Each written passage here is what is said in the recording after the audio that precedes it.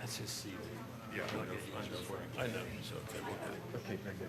All right, ladies and gentlemen, it's time to commence with, I don't know if this is our fourth or fifth hearing on the application of ES3 LP regarding the conditional uses requested on the property known as the Ardrossan tract. My name is Bill Bola. I'm the appointed hearing officer for these applications, and it is my wish that we can conclude this evening, so we're going to work very hard at that.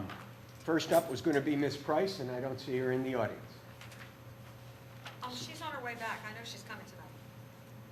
Okay, well. Mr. Bola, if you remember when you asked whether she was ready last time, I said I was confused as to whether she was not ready tonight or whether she just was not going to have anything. And she said she wasn't going to have anything. Okay. Now, Well, we'll give her that opportunity, yeah, but that... and as convenient for us, we will then take her as part of the public comment. Now, I also announced that I wanted to make sure that any persons who hadn't already done so, obviously, would stand up and give us public comment regarding their thoughts regarding the application, and this will be your opportunity to do so. So if there's anyone in the room who wishes to present public comment about the application, please come forward one at a time, identify yourself and your address, and we'll take your public comment. Is there anyone? Sir, did you testify last time? No. Okay. Come forward, please.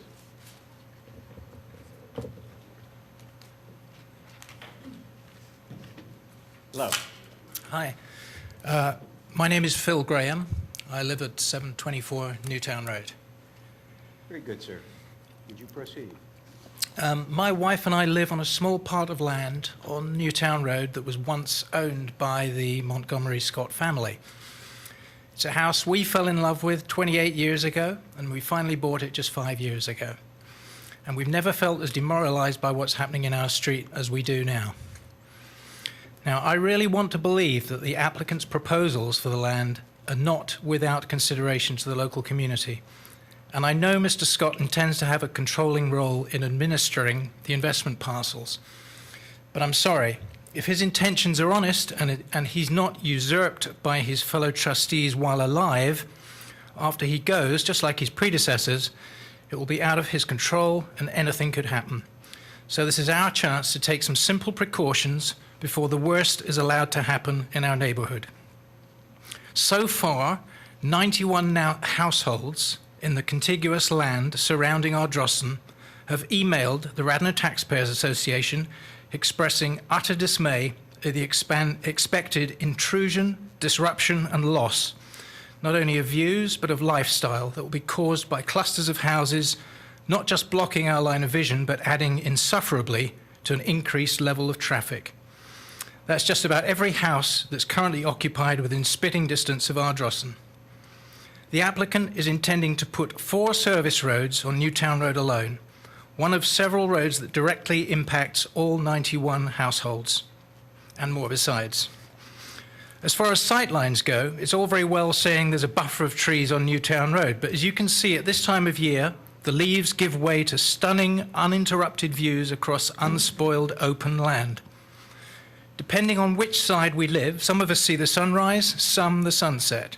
Some look across to the old stone water tower, and many more of us see the sheer beauty of the unbroken landscape from many different angles as we pass by every day in any direction.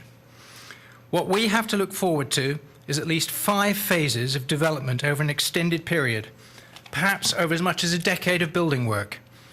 It's not just service vehicles, but builders' trucks.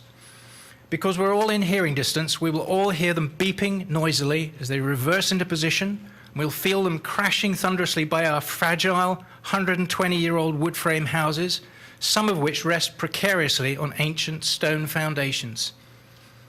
It's the gradual sight of green fields changing into mud and then tarmac, our skylines going from blues, greens and browns to jagged roof lines, heritage trees gradually giving way to non-indigenous, fast-growing, leaf-free pines, and the constant threat that whatever little strip of green remains might soon again be subdivided, so our views are further degraded and some other non-resident can make a killing at our expense. That's what seems so unfair.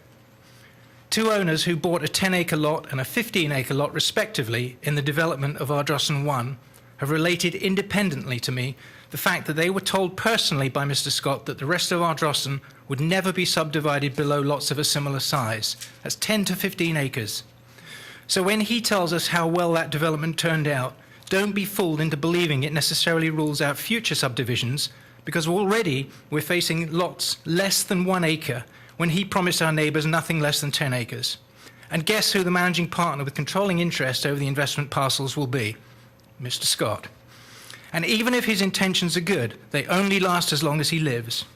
We saw that with Hope and subsequently Bobby Scott, both of whom I imagine are turning in their graves as I speak. Mr. Snyder said on the 3rd of September in front of the Board of Commissioners in this very room, "It is extremely unlikely to the point of being less than 1/100th of 1% that any part of this property would ever in the future be rezoned. That's a legislative decision by the Board of Commissioners." Right, so the Board of Commissioners can unilaterally pull the rug from under our feet if they see dollar signs at any time in the future. But we can put a deed restriction in place now to stop this from happening. Again, 4 weeks later on the 30th of September, Mr. Snyder asked Mr. Scott about these investment lots. He asked, "Are they restricted against future development?" Mr. Scott's reply was just one word: no. Then he was asked, if somebody in the future owned one of these parcels and wanted to seek a new conditional use to develop, could they do that? Mr. Scott's reply was, they could do that. Well, I commend the applicant's transparency here, and I understand that he may wish the lots to remain open land, but if that's the case, then let's surely, as a responsible community, do whatever it takes to close that loophole now. Our legal system is full of examples of very rich people finding minuscule legal loopholes and using them to their own advantage. It's usually only afterwards that we recognize a mistake in the law has caused an injustice, and so we change that law. We'd be crazy to allow this development to go ahead with there being no deed restriction in place on the investment lots, and that has to specify no future subdivision. It might be difficult in law, I don't have a clue, but let's at least try. This is our only opportunity to stop further subdivision. I will preserve a huge chunk of land for the future, claimed the Radnor Conservancy. Well, maybe it will, and I do agree, and I totally respect the fabulous work they've done. But personally, I'd still rather have 10-acre lots with dignified houses reflecting the neighbourhood Ardrossan is situated in, rather than have it include clusters of boxes with processions of traffic coming and going, turning a suburban road into an urban nightmare. To my mind, it's not the right nor fair solution for the people who've invested their life savings into a very different neighbourhood. As it stands, the trustees might possess the legal right to build 139 homes on 2-acre lots, but by somehow suggesting 67 homes, some of them on lots smaller than the 1-acre average in Levittown, is an act of generosity to the community is rubbish. It signals the potential, and some would suggest the promise, for a further 300 or so houses after later subdivision of these so-called investment lots. And again, on the subject of these investment lots, how can they be an investment if they don't have the potential for sale with a profit? But of course, we know they do have potential because in a few years' time, we will see applications from their owners for further density modification, or rezoning, as Mr. Snyder suggested, albeit unlikely, could happen. So, I repeat, we'd be crazy to allow this development to go ahead without there being a deed restriction on the investment lots that specifies no future subdivision. Now, we've also heard testimony that the wiggly lines on the proposed plan signify a new line of trees to hide rooftops behind the expensive view that we're all spending our taxes on the Ryefield Ridge. Firstly, it's going to take decades, if not centuries, for those roof lines to be hidden by traditional heritage trees. Fast-growing firs will do the job much quicker, but then don't forget, as they grow above the existing horizon to reach the rooftops and beyond, we'll be losing the stunning early morning eastern sunrise that emerges just behind that hill. Why should the township spend all our money for us not to retain the existing horizon? Wouldn't it be easier just to move the houses back downhill several yards over the ridge, or alternatively, give them slightly more of a footprint so they don't need to be built quite so high? It's our money from it's our money from buying the land here that's going to go straight into building these homes. So we should be able to impose that condition so that those pieces of land we buy retain the character for which we've paid. And I feel obliged just briefly to add a note about the historic assets that were glossed over at the very beginning of this hearing process. These remaining Ardrossan acres contain a significant part of Radnor's heritage, and frighteningly, there is currently no ordinance in place to protect any of them from demolition. All the owners have to do on Ardrossan is purchase a license from a clerk at this very township building, and they can completely obliterate the 100-year-old stone dairy barn, razed to the ground Radnor's oldest known dwelling. They can run roughshod over a hallowed encampment occupied by Washington's troops before the eventual routing of the nasty Brits, and even hide from the public a quaint little spring house that once formed part of the main dwelling where General Anthony Wayne's mother was born. There's so many more historic buildings beside, but my point is, when Mr. Scott was asked at this hearing on September the 30th, does the trust intend to preserve the main house? His response was, I don't think that the trusts plan to do that. I repeat, I don't think that the trusts plan to do that. This demonstrates to my mind that these developers will do whatever it takes to maximize their financial gain. Now, to be fair, Mr. Scott also said earlier, our objective is to preserve these buildings. But of course, once they're sold, then that's it. Nobody, not even the township, has any say in what happens to them. To me, it's a dream beyond my wildest imagination that there could be a development plan that would still allow the beautiful sight of cattle grazing on the publicly visible parts of the estate. It's great. But I think it's only fair to impose a guarantee by deed or by whatever means possible of no future subdivision of the investment lots as a condition for us to spend our $12 million on this land. So I'll summarize my points in this way. Unless we demand some additional engineering work to spread access roads around at least on one other side of the development, attach conditions for the land and sight lines we're paying for, and a restriction on subdivision of so-called investment lots, we're not asserting our right to protect our neighborhood. We'll always have the worry that what's about to happen will just be the thin end of the wedge.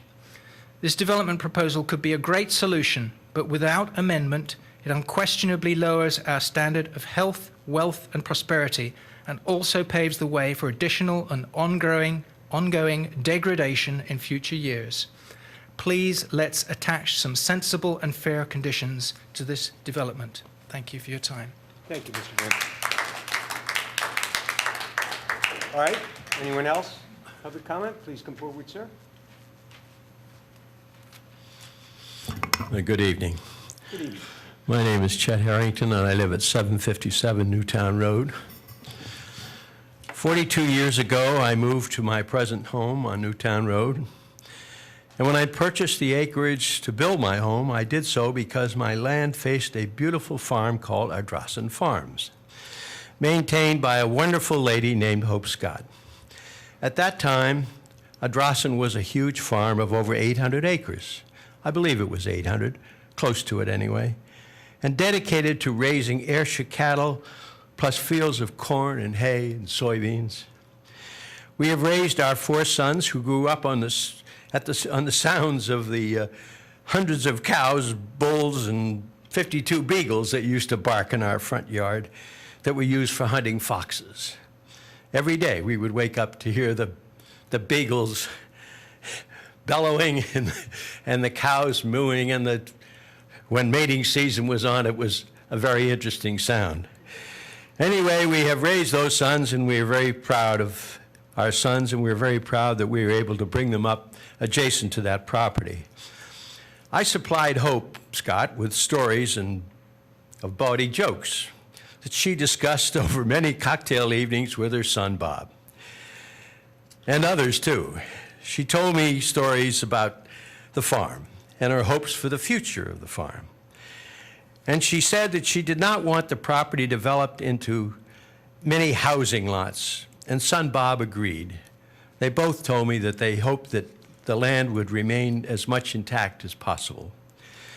Most people in Radnor don't know of the historic land that was once an outpost of Washington's army. That land happens to sit in my front yard, and it was called Camp Woods. There were hundreds of soldiers in tents on that property in 1776 and 1777. And the hospital for the soldiers was down the road. It was a Quaker meeting house that's still there at the corner of Conestoga Road and Newtown Roads. To me, that's very important. And it astounds me that I haven't heard from the Historical Association or others about that. Those Revolutionary soldiers were important. And the medical center was important. The Quakers were very important. I'm surprised and disappointed that the Camp Woods has not been mentioned by Edgar Scott or the Radnor Historical Society, or those who call themselves conservationists. They say they want to conserve open space. Does that open space include the Camp Woods historical property? The answer is no. In my backyard, there happens to be a monument, and the monument says this was an outpost of Washington's army. This is proof, and we have written proof in books that tell the story of this historical property that's not mentioned at all. And when I mentioned it to a friend of mine who's in the conservative group, he said he was surprised he never heard that Washington's army was encamped anywhere near Ardrossan. So anyway, we'd like to make sure that the people of the township and you, sir, know that this was historical land, and we value that land. Well, I want to conserve open space. I have no objection to the township purchase, and I don't want cluster housing built on historic Camp Woods. Radnor Township has a present 2-acre zoning doctrine, but they are victims of negotiating away beautiful historic land to obtain other less valuable properties like Skunk Hollow and the Wheeler Tract. The taxpayers of Radnor deserve better representation than we now have, and we should have all have a voice as to how taxes are being used. I hope Radnor people will speak up. One of the most critical problems facing our contiguous property owners and the entire township is the problem that 87 houses, and that's a number that has been mentioned, will create by building facing Newtown Road, the traffic, which is, by the way, a state highway, we should know. It's already experiencing very unsafe access to 7 roads and many driveways. We are pleased that our traffic engineer will initiate a traffic study to reflect the huge amount of cars using Newtown, Conestoga, and Darby-Paoli roads. Lives will be saved if this study is done under the right conditions. Good luck, and happy Thanksgiving to all the Radnor taxpayers. Thank you, Mr. Harrington. If I may, Harry Groom, who is asked me to read just a short message from him. Harry bought the barn that housed the cows on the estate, and Harry is a very prominent person in this world, and he couldn't make the meeting tonight, but he asked me if I would just read a short thing, and if I may. Thank you, sir. From Harry and Lynn Groom. We live at 243 Abrahams Lane, part of Ardrossan 1. As a result, we will be directly affected by any and all decisions regarding the proposed development of the remainder of Ardrossan. As an aside, we believe that our renovation of the historic Sayan barn and the continued use of our land for farming indicates how strongly we feel about preserving the unique qualities of this part of Radnor Township.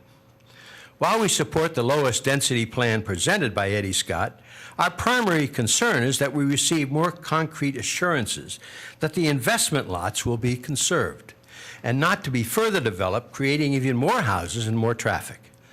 On the topic of traffic, we have already reached choked levels during our rush hours on Conestoga and adjoining roads. And the thought of a large number of cars spilling onto Newtown Road and eventually onto the already too narrow Abrahams Lane is harrowing. In addition, we support the township's plan to acquire 71 acres of open space. 1, because it will limit the number of potential new houses. And 2, because we feel that in the future it will be viewed as a visionary decision that ensured that our township retains some of its most beautiful historic lands and a bit of its rural heritage while opening up its public spaces to all Radnor residents. Our apologies for not being able to attend this meeting tonight in person, and we thank you for the opportunity for our concerns to be heard. Thank you very much. Thank you again, sir. All right, public comment. Anyone else? Please come forward, sir. Good evening, Mr. Ball. Good evening. My name is Tim Boylan. I live at 278 Hothorpe Lane. Boylan. I'm a 25-year resident of the township. My home's located on Hothorpe Lane, and it faces onto Newtown Road just across the street from the applicant's property. I have standing with the Radnor Taxpayers Association in this matter, and I'm proud to be a member of the Radnor Conservancy. I have a few comments to make concerning the applicant's conditional use application and the township's purchase of the Ardrossan parcels for open space. It's my understanding that this hearing will determine whether to provide the applicant relief under the current agricultural conservation zoning status from 2 acre minimum residential building lots to less than 2 acres. To receive this relief, the zoning statutes would require the applicant to set aside a minimum of 15 acres of open space. This process sounds very straightforward if it were not for several issues. Item 1, parallel hearings are in process for this matter and the purchase of the 3 adjacent parcels consisting of 70 acres plus of open space. On reviewing the proposed agreement of sale that was on the website, the open space purchase deal is now contingent upon the applicant receiving approval of this conditional use and the approval of the final site plan. This linkage appears to raise a conflict of interest regardless of how the Board of Commissioners have tried to bifurcate this process. Item 2. The inclusion of unrestricted investment lots internal to the site development is forcing the township to pick financial winners in the development process at the expense of the process and the residents. By leaving these lots unrestricted, the full build-out of the site is not reflected in the density modification. 3. The lack of outreach by the developer to local resident stakeholders has not promoted the goodwill necessary to make this a win-win for all parties involved to date. My property will be directly affected from the proposed development due to its proximity to Ardrossan. No delineated buffers are included in the design for any physical relief, either for my property or any of the adjacent neighbors. The Board of Commissioners, in its best interest, did negotiate a reduction or relocation of lots on the ridge above the rye field, along with an additional 100-foot buffer between the proposed remaining lots on the ridge and 25 acres of open space. If they could negotiate those items for this site before you at this hearing, I question why did they not negotiate additional terms to address encroachment issues for the other boundaries to the property that affect many of the neighbors and the residents. I propose that a similar buffer be included in the design in addition to the existing natural perimeter tree line buffer that may not remain in the years to come. I am the closest physical neighbor to this site. The actual front of my home is less than 100 feet from the applicant's property line and 120 feet to the existing stone wall on Newtown Road. This also means that my home would be the closest to the proposed village community. This is the most dense grouping of single-family homes to be allowed under this conditional use application. I object to the density modification for this portion of the development site is too dense and not in character with the balance of the development plan nor the surrounding neighborhood. While preserving view sheds seems to be in vogue today, I question the balance being given to the purchase of the rye field, while eliminating existing residential view sheds in favor of density modification.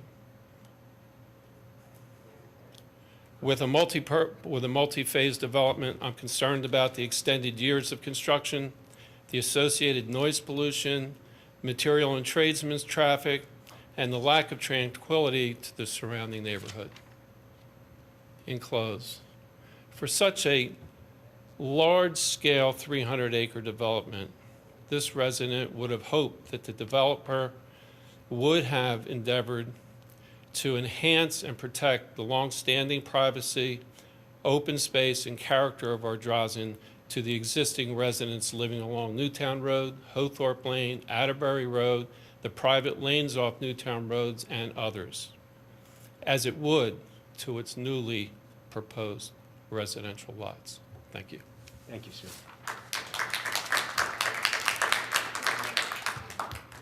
Public comment? Anyone else?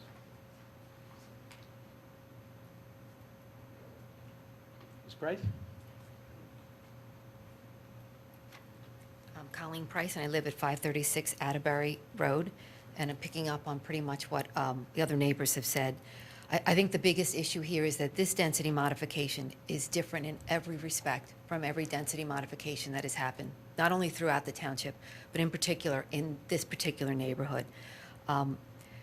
We've had 4 density modifications, again, within stone's throws of each other: Ravenscliff, Brown Hill, Inverary, and Brook Farm. The average common open space of those 4 developments is 33%. We're getting 15% here, the bare minimum for the largest development. It doesn't seem to be compatible with what the precedent has been set in this township. In particular, on Brook Farm, I do believe they did dip under 1 acre. It was agricultural zoning, so it should have been 2 acres. And for dipping below 1 acre, they gave up 46% of their space as common open space. I think that should be required here as well, if that would be allowed. In my opinion, this process has been tainted by the fact that there is an agreement of sale that's overlaying this entire process. And Mr. Snyder said it perfectly when he was questioning Mr. Toomey. He said if this conditional use, Mr. Toomey came in on behalf of the Radnor Conservancy and said, could you move some of these houses back off against the sight line of the rye field? He said to Mr. Toomey, if this conditional use application isn't improved with the lots as located, don't you understand the township we can terminate this agreement with the township? And I think that threat is constantly looming here, and it has caused a lot of issues. In particular, the township has not asked for common open space. They have not talked about where we should allocate the common open space. I went to the Planning Commission meetings. They said they were going to come here and talk about where we would allocate common open space. They haven't come. That's unusual for the Planning Commission not to come. And then this whole idea is that we've been tainted by this illusory promise that maybe I might not develop the interior of this lot. Radnor Township has put out an executive summary on in terms of buying this property regarding their agreement of sale. And the executive summary on page 9, the second to last paragraph says, if the property owner wanted to make full use of our density modification ordinance, the township could decide that a high-density development that required the developer to designate a great deal of private open space would be appropriate. They could come in and tell the developer, if you're doing high density, where we want this open space to be. I think it's very clear from the township and the fact that they want to buy the rye field, that's where they want the common open space to be. And I'm requesting that that's where the common open space is allocated to. Again, the Radnor Conservancy is saying the same thing. They also believe or are hoping on this illusory promise that there will only be 67 homes here. They put out a publication saying that the funding of the project will allow them to build only 67 homes, and by limiting that, we've done something wonderful, and I agree with them. And if that does come to fruition, I think it's a great deal, and it's a home run for the township. But again, I think there need to be some parameters to enforce that does really occur. The problem is the density modification before you will allow anywhere from 154 to 160 homes. So the Radnor Township is incorrect, telling people it's 51 homes, and so is the Radnor Conservancy believing that it's 64 or 67 homes, because there is no limitation here. I think we've heard that rather clearly. This density modification, again, is very different from anything else. The density modification code is not designed to be a windfall for the landowner to come in and to put in whatever he wants, wherever he wants. The township has the right to say what's in our best interest, where do we want the common open space to go, and from a purely aesthetic point of view, what do we want to see here? So I think, and it also should be in harmony with the surrounding tracts.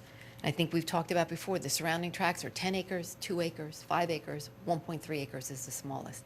And the proposed lots here are at 0.75 acres. They're not in harmony with the existing surroundings.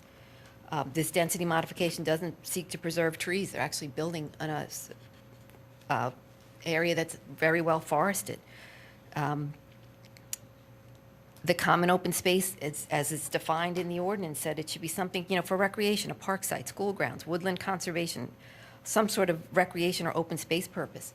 What he's dedicated is land that is essentially unbuildable. I called it junk, and I apologize for saying that in another hearing. It's not junk, it's just that you cannot build on it. It's already restricted in the fact that it's in a riparian buffer zone, or it's on a creek, or it's on a steep slope. So the land that has been dedicated really can't be used in any suitable fashion to meet the definition. The common open space is not within easy access of the dwelling units. It's in what Leslie refers to as a raindrop pattern. You'd have to get in your car and drive down various roads to go and access all these small, isolated parts of the common open space. It's not intended that density modification is for every application, so it can be turned down. Basically, if the township doesn't feel that they're getting the benefit that they're looking for. Here, I think the benefit the township's looking for is that there will not be a full build-out here. Again, the township, too, there are 2 creeks and a pond, and there was a previous FEMA study that said there were 14 acres of a floodplain. That suggests to me that there are some wetlands on here. I've suggested that there should be a hydrologic study requested. It hasn't happened. Again, I don't think the township has used its normal course of proceeding and sort of investigating every issue on this proposal. So my suggestion is I would give some ideas of what I think conditions should be.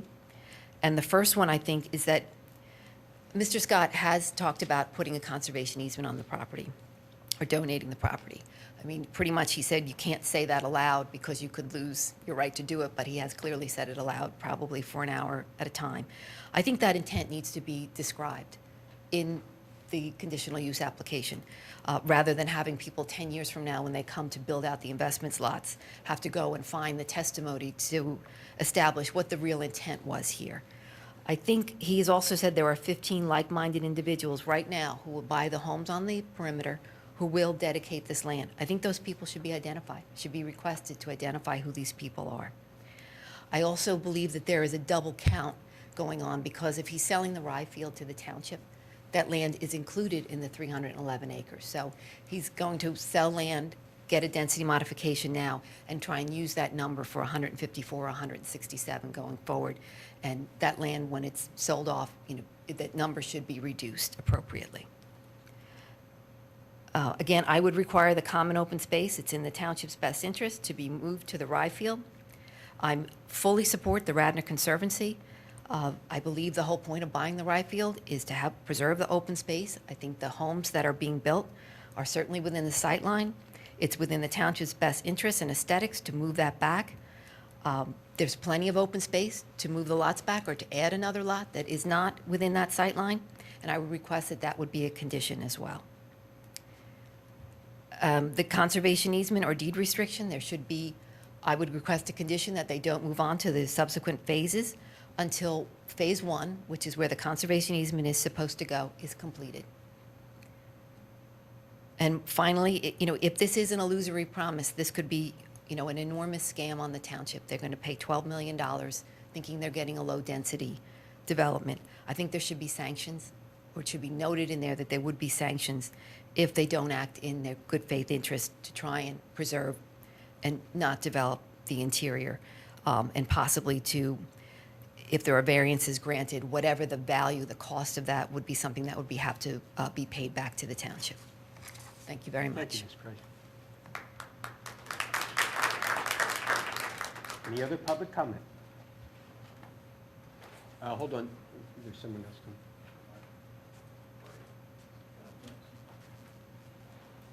coming. My name is Martin Snyder. I live on 745 Newtown Road by Ardrossan. Snyder, did you say, sir? Yes, I'm the other Snyder. And I had a brief comment about the conserved land purchase. And that is that I don't think I, at least, and maybe anyone else, has the full information of what this entails. You look at this drawing and picture a bucolic field, which is what it is now. And then people raise the question as to how it is to be used. And the answers I read and hear is that it's going to have trails and perhaps a parking lot for people to park so they can use the trails and so on. And it seems to me that it would be very helpful, and some of this obviously would have to come from the township, to have a sketch of what this might look like after it's been put in use. And perhaps also have some consideration from the traffic study of what kind of additional traffic that might entail if people from other parts of the township are coming in to enjoy this $12 million purchase. And I don't think either of those facts is in evidence or discernible.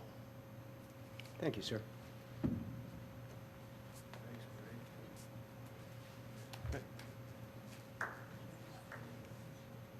Ma'am, you've already had your public comment. I know, but in Radnor, we get to go to public comment again if we want, right?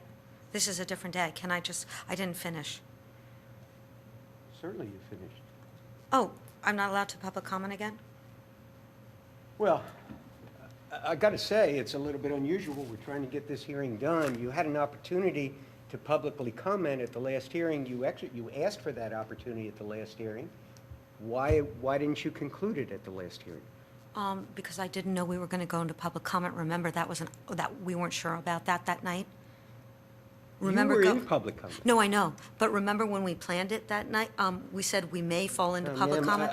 Look, I'll give you a little bit of leeway. Okay, I'll but be short. Try to be if you can. We've got a Okay. lot to cover tonight. Okay. I'm sorry to be mean to you. No problem. I'm a big girl, I can take it. Thank you. Leslie Morgan, 12 Farm Road. I woke up today, and a lot of people were calling and said that they were making their list of conditions, and that's why I wanted to talk again. I didn't really make a list of conditions, so I woke up today, and I had a dream a little last night. And I said, what would I want in conditions going through this process, which I've enjoyed, by the way, thank you, Lawyer Bola. And I want to be short. The first would be to allocate up to 58% of the legally required common open space to the rye field. And that the math basically works out to the 27 acres. And the reason would be following the zoning code that Colleen laid out as well, and we have laid out for, 2 months? A, the township, it's in the best interests. I think that we've heard that loud and clear. B, the taxpayers, it's in their best interests so that we don't get a tax increase.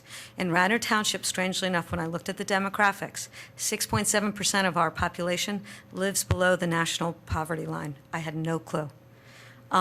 C, aesthetics, it's in the best interests. Everybody thinks it's so pretty, and that's where a large portion should go. And D, zoning consistency. I think I've been pretty articulate through the months of all the density modifications that are alive and well. 4 of them exist within a stone's throw. Again, if you're a very big pitcher, that you can almost pitch the balls to these places. So they all have those front jeweled necklaces, the emerald necklaces. So we would be following the zoning codes and the zoning consistency right within the Ward 3. Little fun facts, the rye field is 27.04 acres as we speak today. It's 8% of the main tract. It is what I call a de minimis portion to ask for the allocation, 8%. The second condition that I would ask for is that the I-lots, if not deed, I have 2 ideas. If they're not deed restricted, then that B, if they are deed restricted, that we've done all the ecological studies and the traffic studies. The new traffic study has to be performed. I understand that, but I think that that it's been a good application if it's for 87 lots, and if it is deed restricted. The only thing I would ask is that there be no conjoining lots. There's a lot of 10-acre lots looking over Overbrook Golf Course, so right here. This is Overbrook Golf Course, and we have a lot of 10-acre lots, and we could conjoin them to 20 acres and then be in density modification again. So another way to do it, instead of deed restrictions, maybe whatever language, I'm not a lawyer, as you know, that there would be no joining of the lots that we see to make the 20 acres, to make them fit density modification, because they're 10-acre lots. Looking over Overbrook, they're great views. And that would be similar to Ardrossan 1. I happened to pull the Ardrossan 1 file, and within the Ardrossan 1 file, there were draft copies of a conservation easement throughout the application. So the intent was known at the same point of the process for the large lotted Ardrossan 1. This kind of document was within the files. And if it isn't deed restricted, then I would ask for this condition, that all impact studies be done for the maximum density modification on the site, whether that be 154 or they take the 1.14% factor, which I think gets you up to 167. So it actually can get up to 167 through our density modification, and so that we understand the impacts. And we don't have to go through this time and again and time and again. We like you, but I mean, time and again. And that if it can't be deed restricted, that there be no conditional ruling from you until the new traffic study is done by the township. Traffic is an extremely litigious and health, safety, and welfare issue, as we know. I know in Delaware, they have a state Supreme Court right now case going that was held up for this exact reason. And that the third thing, if there's no, and this is my last comment, if the ILATs are not deed restricted, that the corner of Darby and Paoli in Newtown be considered a $5.5 million hardship due to the tax increase. Nowhere in the zoning, ever, in the entire history of Radnor Township, has one residential housing development created a tax increase. Never. Never through density modification, never through straight-up zoning. Never through a density modification has ever 1 acre of ground ever been purchased by the township. Thank you. Thank you, Ms. Morgan. Thank you for your brevity, too. Thank you. I've enjoyed it. Good. All right, any other public comment? Yes, ma'am, please come forward. Hello.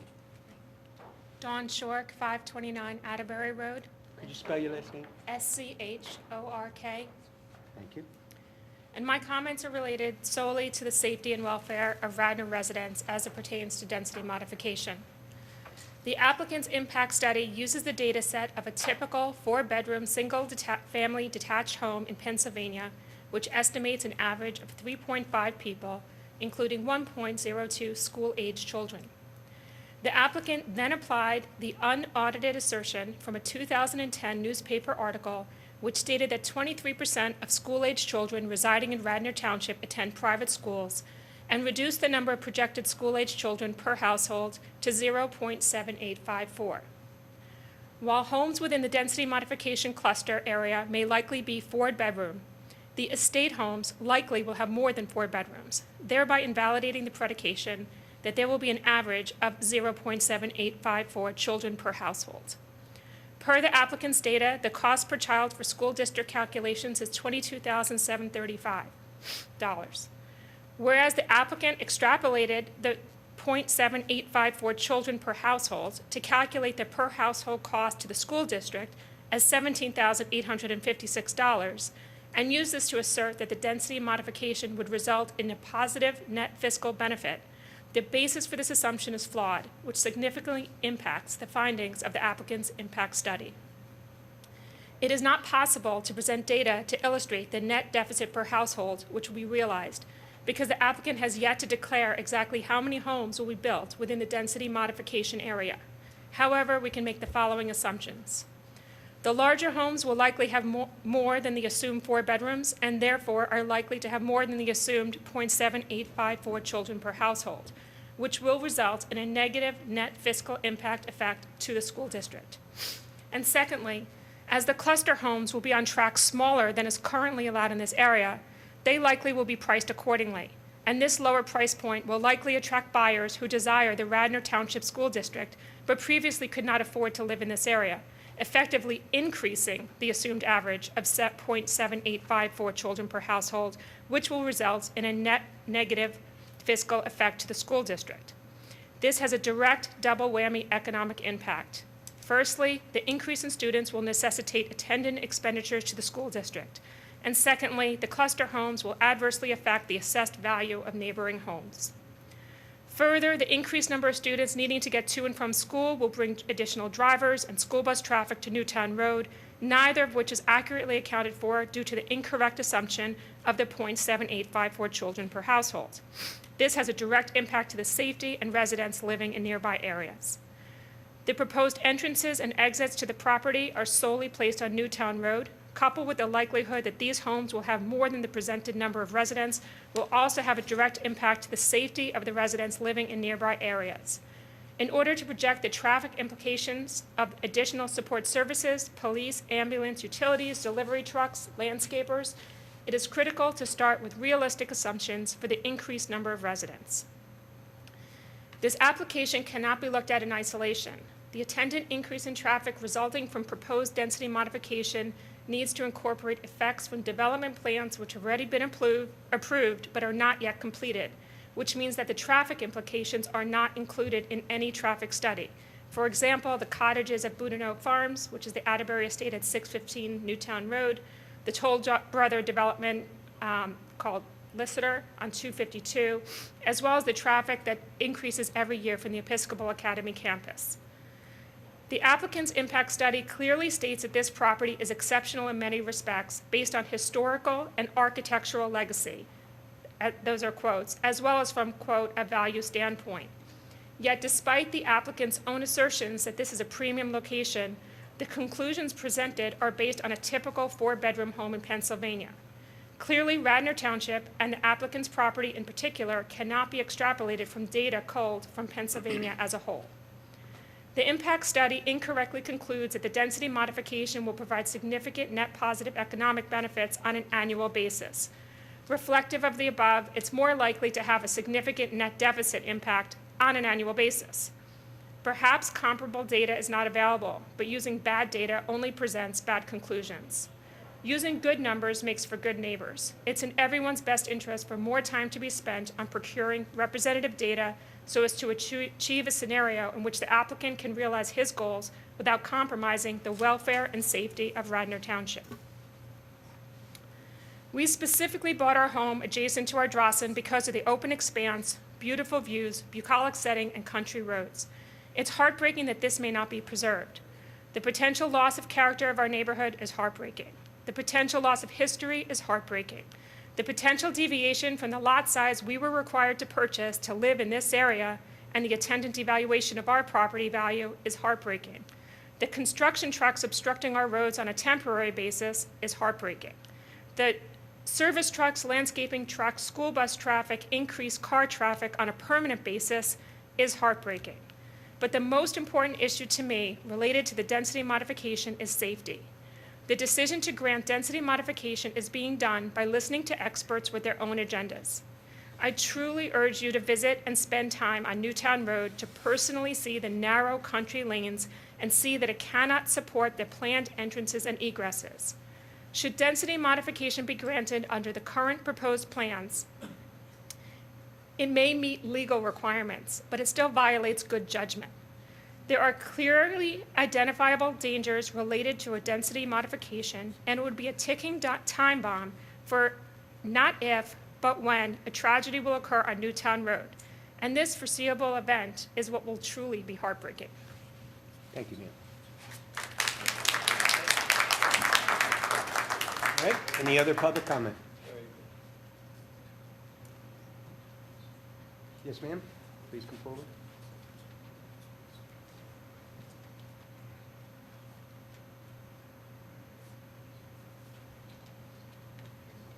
Hello. Cheryl Tumola, 411 Midland Avenue. Wait a minute, went too fast there. Cheryl, what's your last name Tumola, T-U-M-O-L-A, Norman. and address? 411 Midland Avenue. Thank you. Would you speak into the Okay, microphone? I'm sorry. I don't speak well anyway. Do you want me to recite my name again?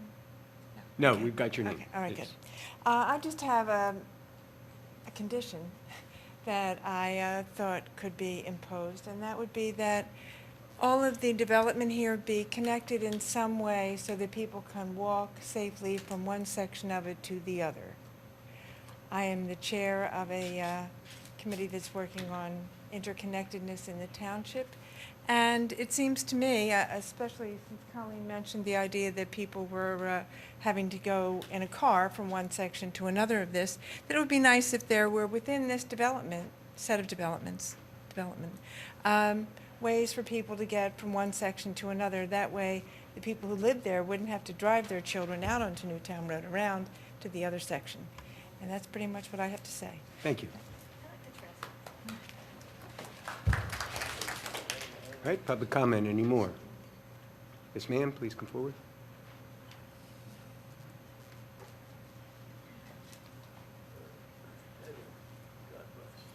So there's a young lady who's, I just recognized, and, okay. My name is Edward McGinley. I live at 741 Newtown Road and have lived in that house for 46 years. I don't have any prepared remarks, but I want to suggest to our hearing officer, Mr. Bola, that those were very cogent and intelligent comments by Mr. Harrington and Mr. Graham, and I urge you to reread them before you make your recommendation. They were somewhat lengthy and it may take you a little time. We've lived in that neighborhood for 46 years. Our property comes up and immediately abuts Ardrossan, and we're extremely wary of the traffic situation on Newtown Road.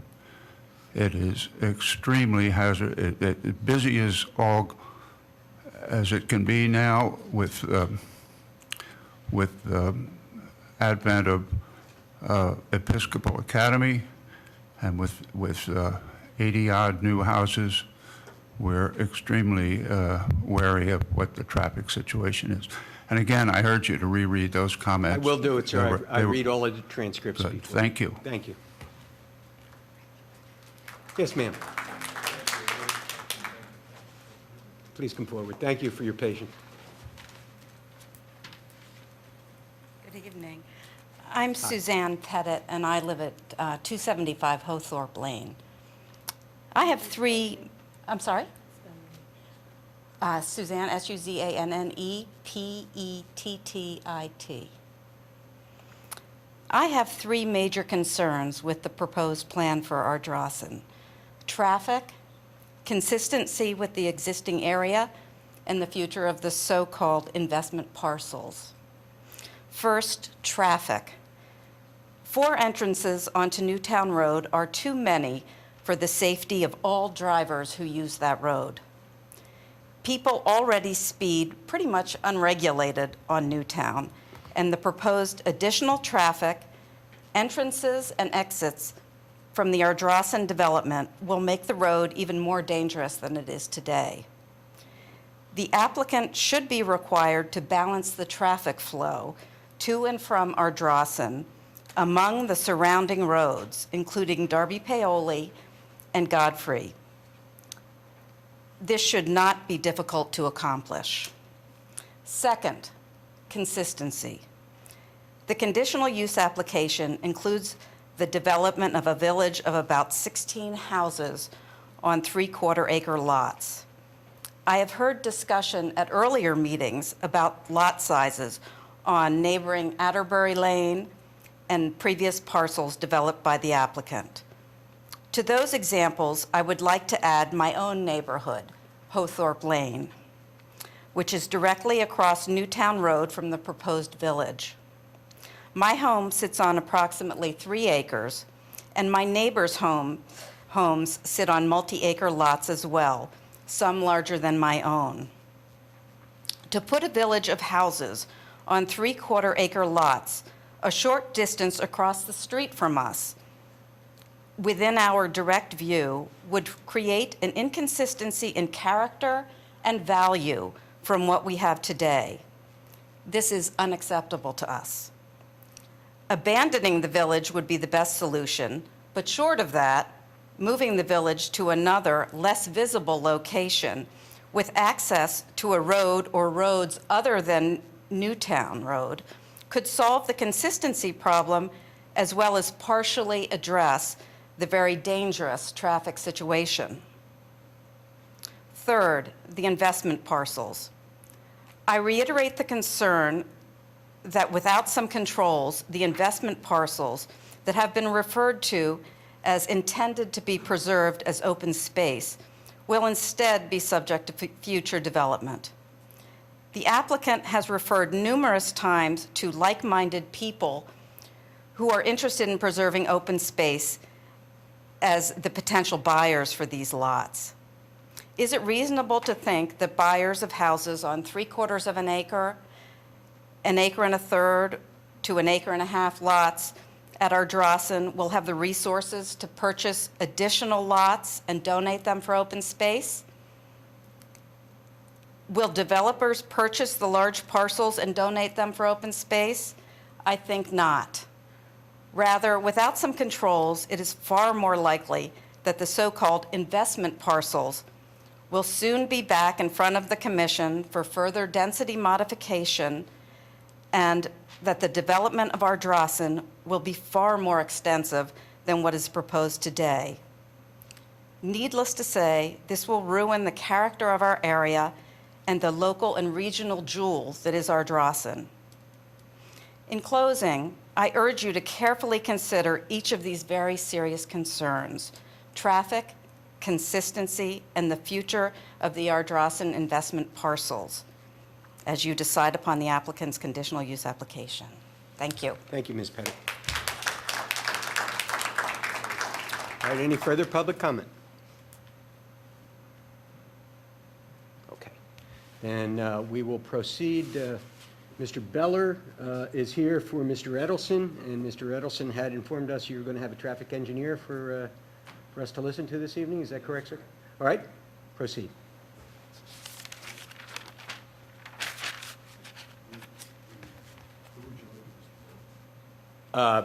You could stand right there, it'd probably be, if it's convenient for him. That's fine. And sir, if you raise your right hand, I'll swear you. When you do solemnly swear or affirm the testimony you're about to give will be the truth, whole truth, nothing but the truth. Yes, I do. And state your full name, please. It's Frank A. Zabowski, Z-A-B-A-W-S-K-I, Principal of FAZ Associates. Give him another one. Great. Thanks so much. Please use the mic. Use the mic. Mr. Zabowski has prepared, and I ask it to be marked TP1, his professional profile, which I'll pass up. Seems to me we had another TP exhibit. Let me just double check. In that case, we'll change our numbers. We'll just have to change the numbers. Hold on. Anybody else recalling that?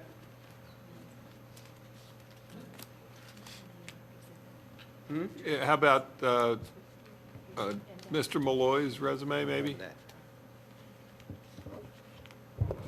Yes. Let's call this TP2. Thank you. Mm-hmm. Thank you. Council. Excuse me, I'm sorry, Mr. Beller, one more for a court reporter, if you don't mind.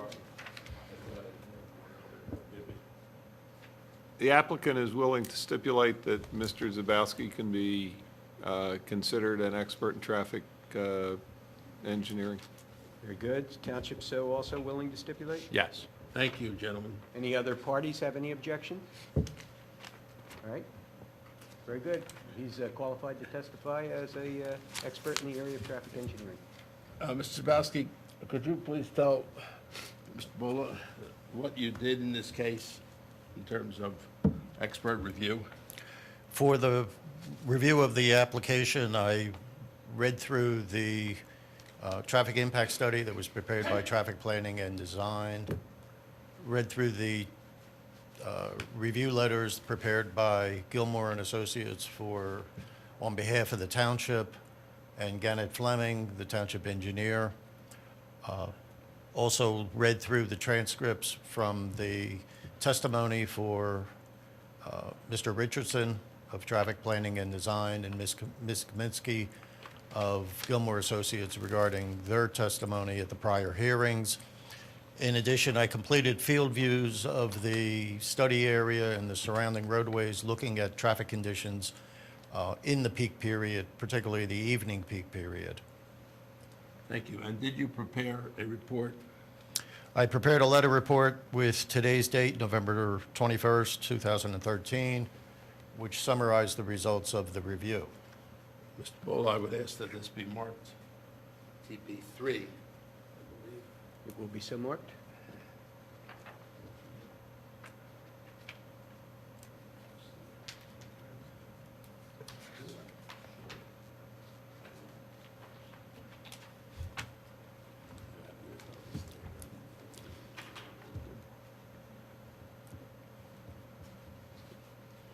Mr. Brasky, would you tell Mr. Bola and the members before you the results of your study?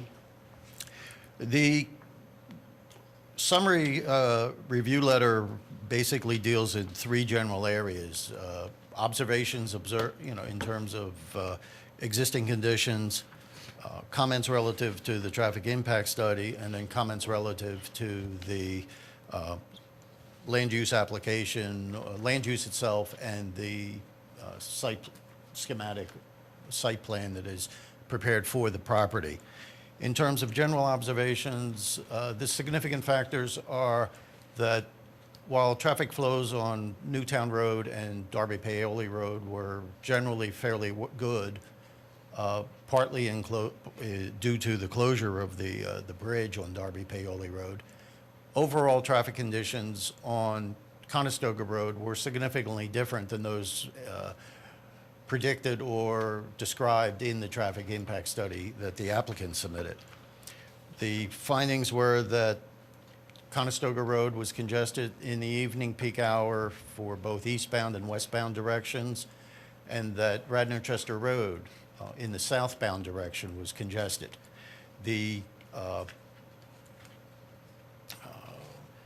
congestion was due to a combination of traffic volumes, high traffic volumes, as well as the volume of traffic that was passing through the adjacent intersection at Sproul Road, Route 320, which is approximately 1,000 feet to the east of the Radnor Chester Road intersection. That the two signalized intersections resulted in congestion at both locations for through traffic on Conestoga Road. And that also affected traffic conditions on Radnor Chester Road, particularly in the southbound direction. Another key finding of the current observations was that the speed of traffic traveling on Newtown Road in particular was above the posted speed limit of 35 miles an hour. That traveling behind the vehicles that were in front of me, or in terms of both eastbound and westbound traffic flow, I was observing speeds in the range of 40 to 45 miles an hour, well above the 35 mile an hour posted.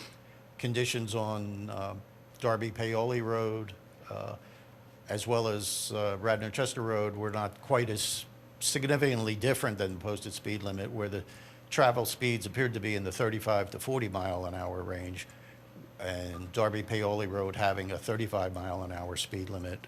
However, Radnor Chester Road had a 25 mile an hour speed limit. So again, the speeds were higher than what was shown on the posted speed limits, and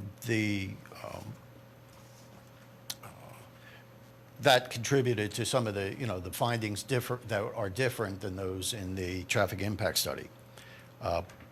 The other aspect of existing conditions observed in the field views was numerous design or substandard conditions relative to the roadway geometry, intersection conditions, narrow lane widths, poor sight lines at intersections. And these occur at Radnor Chester Road, in the vicinity of both Conestoga Road and the Newtown Road intersections, at Darby-Paoli Road and the intersection with Newtown Road, where there's the multi-way stop signs, non-traditional stop sign applications. These are inherent to design and traffic flow problems that exist currently. In terms of the traffic impact study, the key differences were the validity of the existing traffic volumes. that we're taking, traffic counts that were taken in the summer period should be verified, should be addressed in terms of both the impact due to the school sessions schools not being in session, as well as summer vacation for residents and employees in the areas. With the verification of the traffic volumes, the extent of additional work that's needed in updating the traffic study would be defined. A second piece of information relative to data collection for the traffic study would be to conduct speed surveys along Newtown Road and Darby Paoli Road to define both the average and 85th percentile speeds that I believe were discussed in some detail in the previous testimony, but that those traffic surveys would basically, address the issues of what is the existing speeds. In terms of site-related traffic, the traffic study for the applicant indicates that traffic will be dispersed throughout the study area, and that there's, for example, a 15% traffic assignment to Radnor Chester Road, 15% to Darby Paoli Road, 15% to Sawmill Road, 15% to Abraham's Lane. So the traffic is being kind of uniformly spread out throughout the area. I think it reflects what maybe the existing traffic patterns are, and that includes traffic that is really through traffic passing along Newtown Road and Darby Paoli Road, traveling beyond the immediate area, not necessarily being representative of where the residents, existing residents would be traveling from or to as part of their normal commuting. Hold 1 second, if you would, please. Go ahead. In terms of the directional distribution, I would also envision that there'd be a higher concentration of traffic oriented to what I will say the northeast on Radnor Chester Road and Sproul Road, where traffic would be oriented towards Lancaster Avenue and the I-476 interchange. The traffic study indicates 15% on Radnor Chester Road. I think a higher percentage would be more likely given the residential character of the development and where employment opportunities, shopping opportunities are, and the convenience of access to the interchange with the 476. Also, in terms of updating the traffic study, I would look to see the need to incorporate the Sproul Road intersection with Conestoga Road, which in terms of congestion, I think the lack of coordination between the two traffic signals contributes to the conditions on Conestoga Road. And that better coordination possibly could result from the study and implementation of improvements by the applicant. The level of variation or the results of the speed surveys would also come into play with updating the sight distance calculations in the traffic study. And that would be, I'm assuming, addressed in some detail as part of land development and the PennDOT HOP process, which the applicant would be going through. The traffic study, I believe, should also address several of the deficiencies in terms of design or substandard roadway conditions and identify potential enhancements that were described or recommended in the traffic study, but there's no detail or no discussion of where the safety enhancements would be or what they would consist of. And I did not see any testimony from the previous hearings relative to what or how safety enhancements would occur in the area. In terms of the site plan, the key issue with the site plan, I think, is the number of access driveways and the multiple locations. Development of 87 homes would typically require 2 driveways. So there's a significant difference between what normally would be presented for a subdivision of this size versus what the applicant is proposing. The cul-de-sac roadways that are proposed will need, adequate turnaround areas as previously requested by the township staff. These are appropriate for, emergency vehicles as well as for normal service and delivery vehicles, such as, the landscapers, UPS, Postal Service, vehicles that would be coming into the streets on a regular basis and traveling up and down and needing a place to turn around. The potential for better interconnections between the different phases of development is also something that I would recommend in the site planning process, that if they can eliminate a cul-de-sac or provide additional access that addresses the issues of the lengths of the cul-de-sacs that are being proposed, as well as the ability for both residents and emergency vehicles to have an alternate access location. Those interconnections, are desirable. The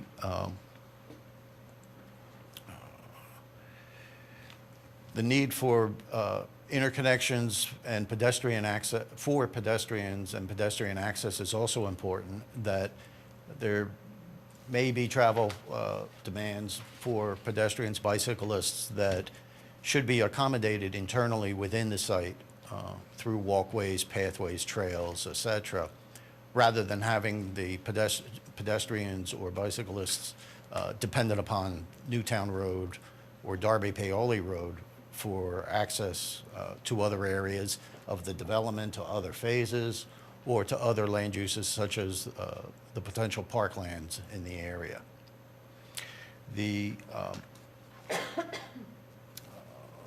In summary, I think the traffic impact study will be revised in a significant portion. Whether or not it's a complete new study or incremental revisions would be up to the applicant and the township to determine, but I think there are several key areas that do need to be updated. And that's a quick summary, Very good. hopefully. Thank you. Any other questions? No further questions. Mr. Rice, do you have any questions of this witness? Just a few. Mr. Zabowski, you reviewed the prior testimony and the transcripts from the prior hearings regarding both traffic engineers that have already testified, correct? Yes. Okay. And Amy Kaminsky, Gilmore Associates, testified on behalf of the township. You read her testimony and her review letter? Yes, from last week's testimony. Okay. Is there anything in her review letter or in her testimony that you disagree with? Nothing significant. There were minor issues that, I think in some instances the volumes for the driveways and some of the street assignments are minimal and would likely not have an impact as far as site-related traffic. I think other issues in terms of existing conditions or overall operating conditions are valid. Okay. So she testified regarding the need to update the traffic counts and to update the TIS, which was done by the applicant's traffic engineer, correct? Yes. You agree with that? Yes. And she also testified regarding site distance along Darby Paoli Road for the driveways coming out there. You agree with her testimony regarding that? Yes. Okay. And she also testified about the need to do traffic counts because of the large number of schools in the immediate area. Are you familiar with the number of schools in the immediate area? Some of them, yes. Not necessarily all of them. And is it your opinion that doing traffic counts when those schools are in session and the bridge is open would give us a better idea of what the impacts are? Definitely, yes. I have nothing else. Very good. Mr. Toomey, any questions? No, sir. All right. Ms. Kreitler? Ms. Morgan? I just have one question. Okay. As a traffic expert, this was done in 2008. Oh, wait, you have to come up to the microphone a Oh, little bit. sorry. Can you review this? This was, Identify what? it's from Radnor Township's Police Department, traffic survey results, 794 Newtown Road in 2008. I just had a question about the 85th percentile speed. Okay, you ask the question. Okay, there's my question. Can you please explain what Radnor Township means on this with the 85th percentile speed being 51 miles per hour on Newtown Road? Well, I object to the form of the question that Oh, asking what Radnor Township meant. I mean, you can read it and look at it, but Right, what's your opinion of what those words that you just read what's your said? opinion? You did mention the 85th percentile speed. I'm not sure what that means. And when something says 51 miles per hour. The 85th percentile speed, by definition, is the speed at which 85% of the traffic is traveling at or below. The 15% of the traffic is exceeding that speed. This appears to be a police report indicating that they surveyed the intersection or the roadway and found that the 85th percentile speed was 51 miles an hour. And the posted speed on that road is what? I understand that it's, well, it's currently 35. Okay, thank you. Thank you. Ms. Price? Questions? Okay. Okay, sir. Oh, I'm sorry. Mr. Snyder? Just a couple of quick questions. First of all, did you read the testimony of Ms. Kaminsky and also that of Mr. Richardson with respect to with respect to the site distance issue and the speed of the traffic as to, let me back up. When you do site distance, it's based upon a projected speed of the traffic that's on the roadway, correct? Yes. And generally, you do it at the posted speed, correct? Under normal circumstances, yes. Okay. And you're aware that the question was raised as to whether the speed on Newtown Road was higher on the average than the posted speed, correct? Yes. And are you familiar with the testimony that between Mr. Richardson and Ms. Kaminsky, they determined that by looking at the site distances at a speed of 10 miles over the speed limit, they were satisfied that the site distances were adequate?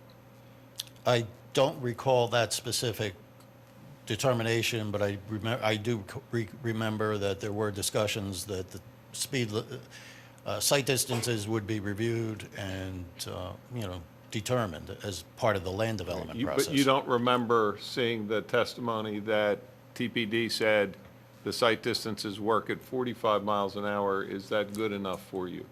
I remember the testimony that it did satisfy, a 10-mile, that there was satisfaction of a 10-mile-an-hour increment. And based on the reports, the existing site distance or the proposed site distances are in excess of the desirable at, I think, all of the locations. I do not remember that there was a consensus or an agreement on that. Do you remember anywhere in Ms. Kaminsky's testimony that she continued to recommend a speed study? No. And from your own observations in driving the road, was the traffic within that 10 mile an hour above the speed limit range? The average that I noticed, yes, would be within that 40 to 45 mile an hour range is what I've indicated. What the 85th percentile speed would be, I'm not, prepared to answer. And if the township is satisfied with not having to do a speed study because of the site distances against a higher speed than 35 miles an hour, does that satisfy your concern?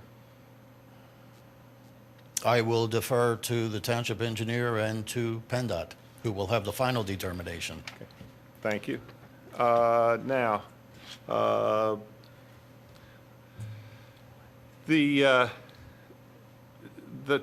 do you know the percentage of this site's projected contribution to the traffic at Newtown and Conestoga Roads? Offhand, no. At Radnor, Chester, and Conestoga Road? No, I did not specifically calculate those percentages. If your comment was that you thought 15% allocated that way was low, is that correct? Yes. Okay. And as I understand it, the allocation was done upon the existing traffic flows around the site. Is that correct? It's my understanding of how it was done. Okay. And is that the normal way of doing it? In many instances, yes. Now,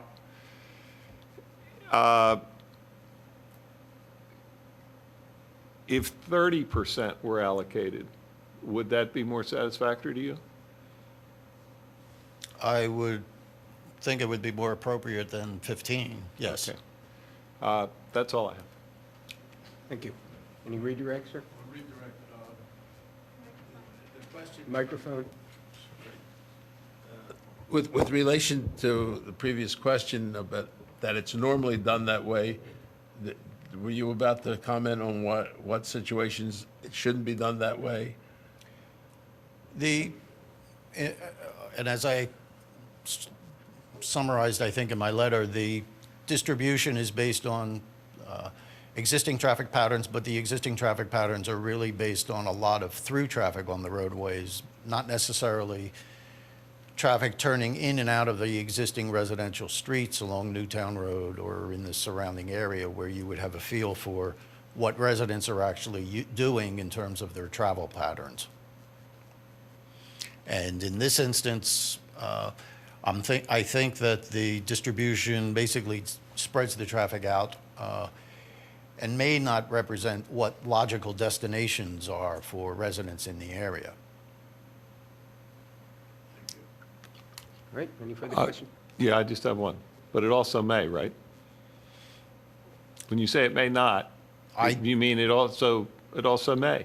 I did not do a comparison or an evaluation of what, an alternative distribution would be. I'm basically saying from my familiarity with the area in general and, where potential employment locations are and access to the regional schools that I'm familiar with, I would see the higher concentration out towards Lancaster Avenue and the interchange rather than a similar distribution towards Route 252 and the Newtown Square Paoli area.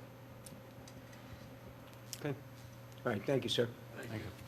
Any further witnesses, Mr. Bella? All right, does the township have any witnesses? I have one additional witness tonight, Roger Phillips. Okay.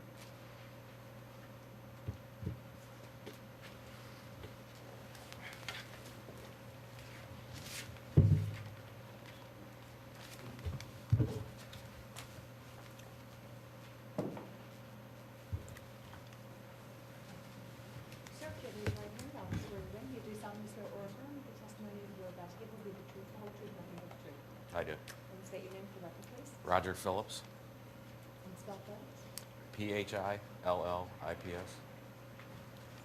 Here's the microphone, please.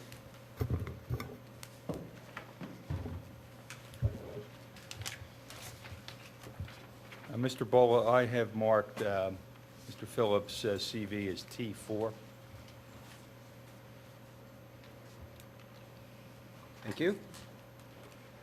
And the applicant will again stipulate that Mr. Phillips is a professional engineer and is qualified to testify on civil engineering. Thank you. Mr. Bella? Same stipulation. Any of the parties have any objection? Very good. Does that satisfy you, Mr. Rice? Yes, it does. All right, Mr. Phillips is qualified to testify and render an expert opinion in the area of civil engineering. Okay, Mr. Phillips, you are currently the township engineer for Radnor Township, correct? Correct. And are you familiar with the plan that's, you've sat through, I think, at least 2 or 3 of the prior nights of testimony? You're familiar at this point with the plan as it's been proposed by the applicant, correct? Yes, I am. And there has been at least one appearance with this plan in front of the Planning Commission, which you attended also, is that right? Correct. Okay. Now, you did do a review of this plan, as I recall, for the Planning Commission, and that is a review letter which is dated August 28th, 2013. Correct. Mr. Ball, I'm going to mark this as T5. Very good. I don't believe this has been marked yet.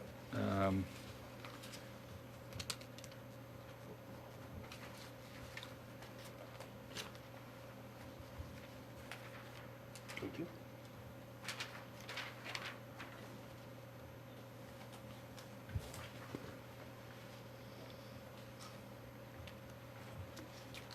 Forget about it.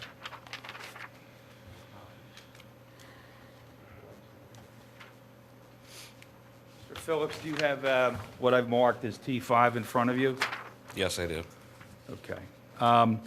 Now, this is your initial review of the conditional use application as it was filed back in August, correct? Correct. And many of the items in you have 6 enumerated comments in this letter, most of which have already been discussed during the course of this conditional use hearing, have they not? Yes, they have. Okay, you've highlighted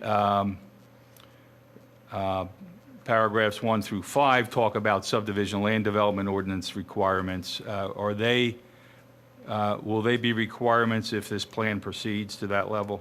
Yes, they will. Or waivers will be requested Okay. for the plan. And any waivers or modifications would be subject to the municipality's planning code and the township's ordinance in terms of relief. Correct. Is that right? Yes.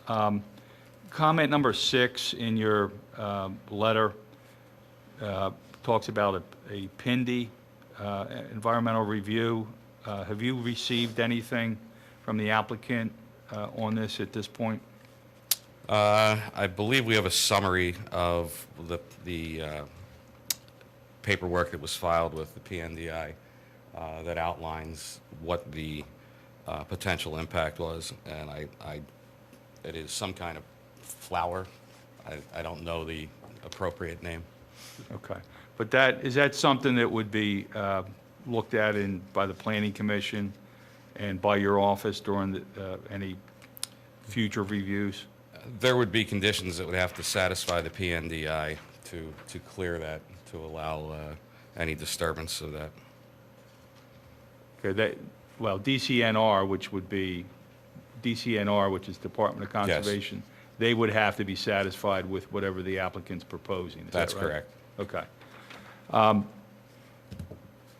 One of the issues that has come up tonight, and I think almost every night, has been the placement of homes up against the rye field.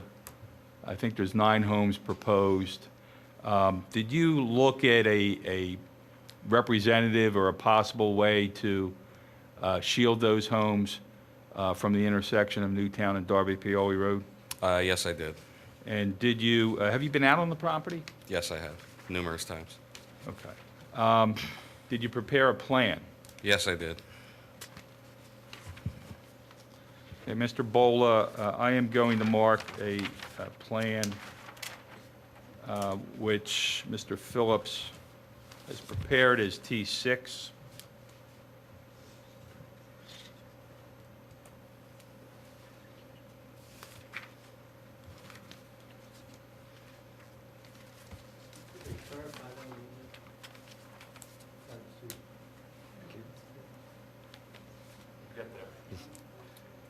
Right, and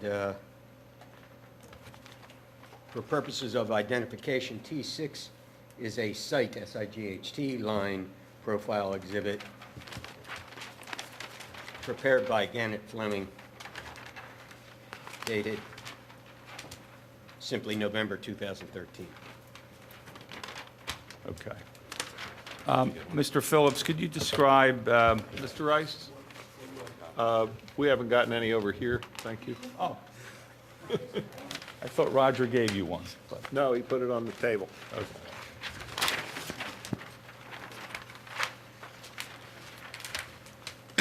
Okay.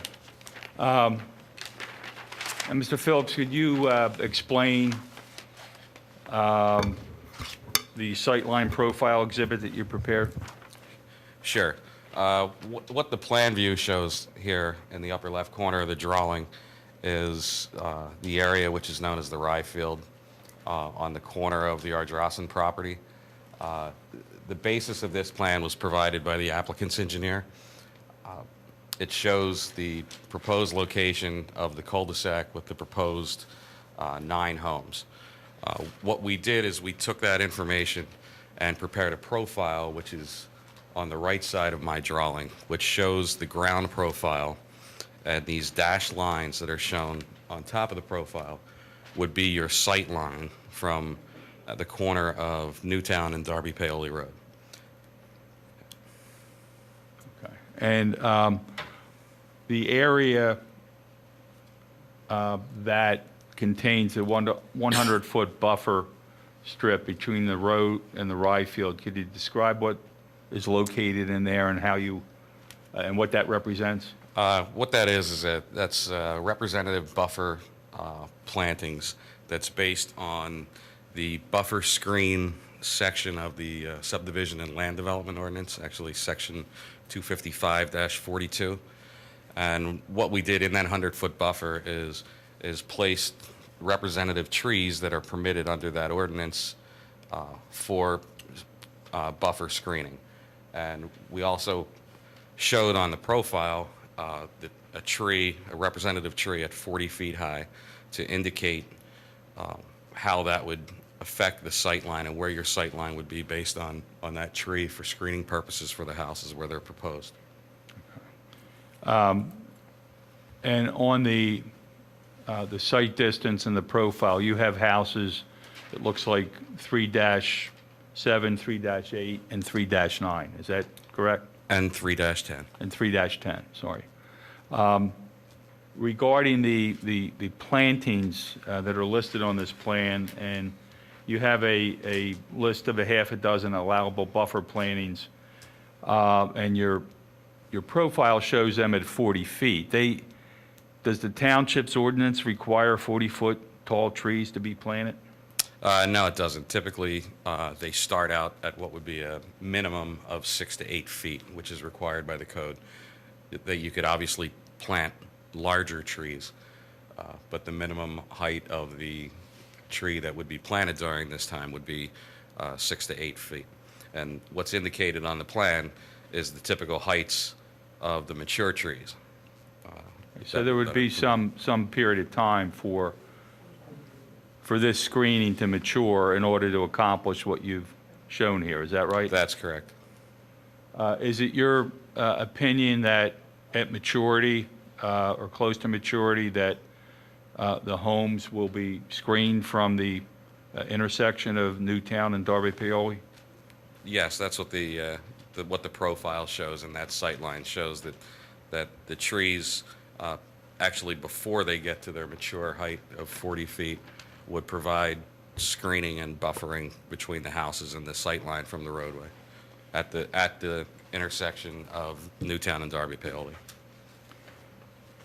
Okay, on your, Mr. Phillips, on your plan, you show the houses displayed as 35 feet in height. Is that correct? Yes, that's correct.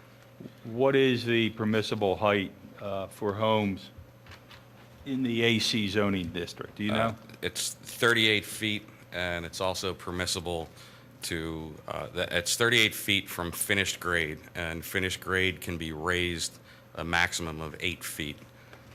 Why would someone raise the finished grade 8 feet? to grade or level a lot, or in some cases, if they would hit rock while digging the basement, they would raise the house and the lot up. Okay, so in terms of the assumption on your plan, the assumption is that these houses would be 35 feet from the existing grade, is that correct? Correct. Okay. So in terms of making sure that this works, and you've been out on the property, is there any reason that you're aware of that the existing grade would need to be finished to a 8-foot height? None that I'm aware of, no. Okay. So at 35 feet, you believe this will work? Above that, of course, would take larger trees. Correct. The finished, the 8 feet of finished grade, that's found in the building height definition of the Radnor Township zoning code, is that right? That's correct. Okay, and Mr. Ball, just for your information, 280-4 has these definitions. I think Mr. Snyder's aware of them. That's 280-4 of the zoning ordinance. Of the zoning ordinance, which has all the definitions. There's a specific building height definition in this ordinance. Mr. Phillips, just one other question. What you've shown in terms of this landscape buffer screening is representative. It's not necessarily, doesn't necessarily meet all of the requirements of the shade tree ordinance regulations or SALDO. Is that right? That's correct. And any buffering and screening would have to be approved by the Board of Commissioners by code at the time of SALDO review. Okay. Absent some other waivers from Correct. whatever Correct. the planning requirements. That's all I have for Mr. Phillips. Okay. Mr. Beller, any questions?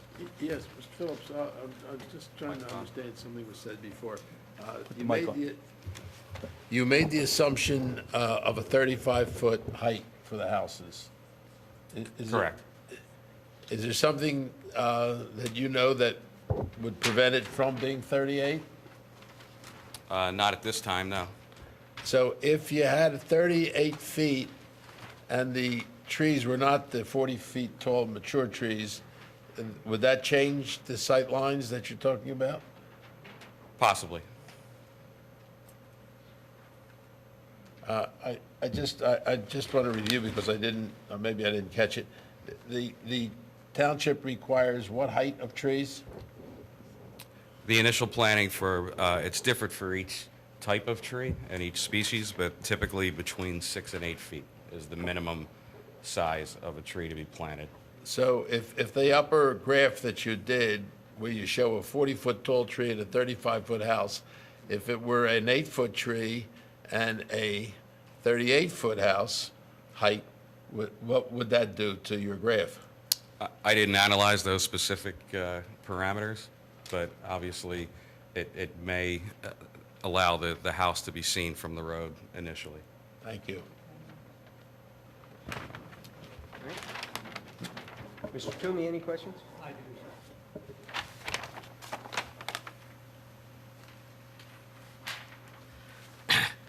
Mr. Phillips, understand that the code requires only 6 feet to 8 feet, but we're assuming an initial height of 35 feet for the homes.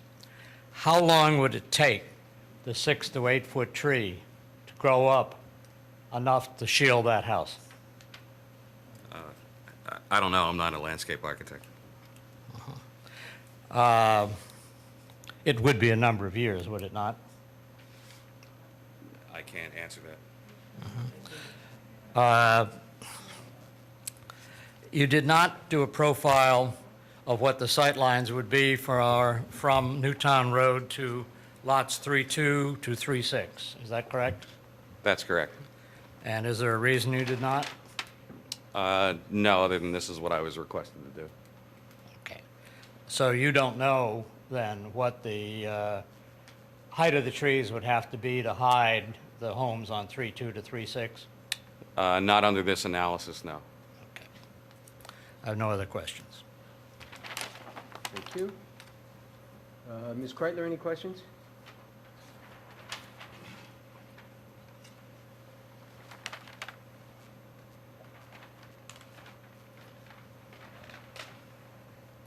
Yeah, following up on the questions about lots 3-2 to 3-6, looking at the topographic delineations on there, do you see differences in the terrain in the vicinity of those lots compared to the lots that were analyzed in this analysis?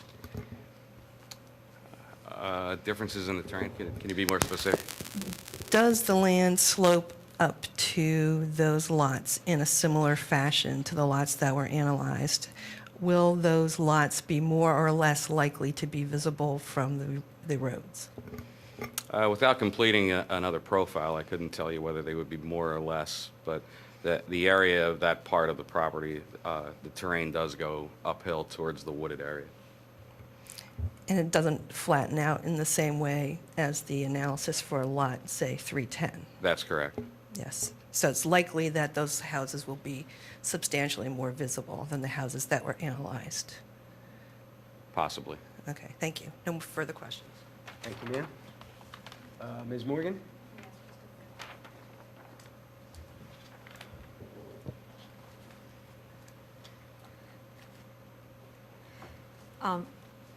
Mr. Phillips, how long have you done these kind of buffer studies in your engineering background? Buffer studies, I don't know that I would call this a buffer study. I'm calling it a buffer study tonight, okay? I have 28 years of experience in municipal engineering. Okay, a long time. So would you be able to, if somebody said, we have to plant the trees so that they provide the cover that you're trying to show us here, instead of waiting, let's say, 15 years? I mean, I figure 4 or 5 inches a year with those pine trees. Could you buy those kind of trees? I mean, I've sort of gone online because of what we did at 115. Again, I think that's out of my area of expertise. I'm not a landscape architect. Well, if the have you question ever is, worked- could you buy bigger trees? I would imagine that you could buy bigger trees. Have you ever worked with a landscape architect? Have I? Yes. To buy bigger trees so that it was an immediate impact, I guess, instead Have of I worked with a landscape architect to buy bigger trees? No, I haven't. No, to design a buffer so that it was an immediate impact. No. Okay. The only other question I have is, did you do other scenarios on this ridge line? Like, did you do a scenario that moved the ridge line down or moved the ridge line up? Did you do other scenarios, or was this the only one? What do you mean by moving the ridge line? I'm just curious if you put this in a CAD, I guess, or a computer? Yes. And you can move the scenarios down or up? Yes. Did you do other scenarios? Yes. Are they present? No. Okay. They were done for the previous configuration of the homes prior to the revision that put the road where it is now. I do have one last question, and I'm not sure you'll be able to answer it. In this scenario, you contemplate that the trees are 40 feet. Most people think that will take a long time to happen, but when it does happen, would then the houses that are there not be able to see out? Or would they see it? I don't know. What would their view be, is what I'm trying to get at. What would the view from the houses be? Yes. I don't know. Is it safe to say that they would be a wall of pine trees? If you were looking at the trees, I would imagine that's what you would see. Yes. I Could have you- not done an evaluation of what it would look like from the houses looking at any direction. So I don't feel like I could answer your question. Okay, thank you. Thank you. Ms. Price, question? Okay. Mr. Schneider? No questions. Okay, very good. I just have one or two, if I might. Sure. I'm not understanding the difference, or the reasons for the different road rotation, the degrees of road rotation. Why did you do it with these 3 different degrees of road rotation? It was just an evaluation where if you're standing or you're sitting in an automobile at that intersection, and if you looked across what is the rye field on sort of scanning the field, and that's what you would see from there. Oh, so the one is 10 degrees of sight, the other is? The degrees it's the degrees of rotation off of Newtown Road, having Gotcha. Newtown Road be 0 degrees. That's all I have. All right, thank you, sir. Do you have any redirect? Let me just ask, Mr. Phillips, one other question. On this plan, Mr. Phillips, where the lots are, 3-2, 3-3, 3-4, all the way up to 310,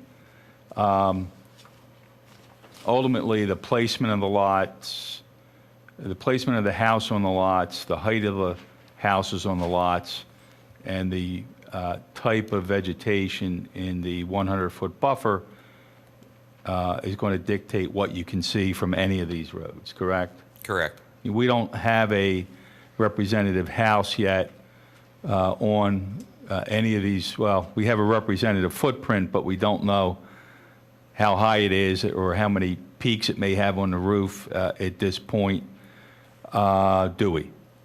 That's correct. And the location of the house, as shown on the profile, was done at the front setback line, which would be, in this case, the worst case scenario. It would be located the closest to the road, the furthest up the hill. So if these homes were pushed back on the lots, any of them, or the lots were increased in size and they were pushed back, that would all, and I guess I'm looking at, you'd be going from east to west generally by doing that. That all slopes downhill. There would be less of a impact on the view shed down on the two roads, correct? Correct. The farther east that the house would be placed on the lot, the lower elevation it would be. So, to the extent that could happen, those areas to the rear of those lots, it looks to me as if they have some substantial steep slopes. Do you know what the grade is, let's say, behind 3-2 through 3-6? No, I don't, without calculating it. Okay. And the areas, of course, at the bottom of those hills, there's stream corridors through there, correct? Correct. So you'd have, if the applicant would agree or decide that they could be moved in that direction, you're getting into some natural resources that are covered under the code. Is that right? Potentially. Okay. I don't have any questions. Any other questions? Thank you, Mr. Bull.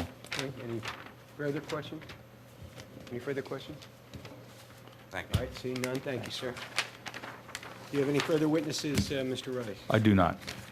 Okay, any of the parties have any further witnesses? I do. I have some rebuttal witnesses. Okay, let's go into it now. Okay. My first one is Maya Van Rossum. What is my next number, do you know?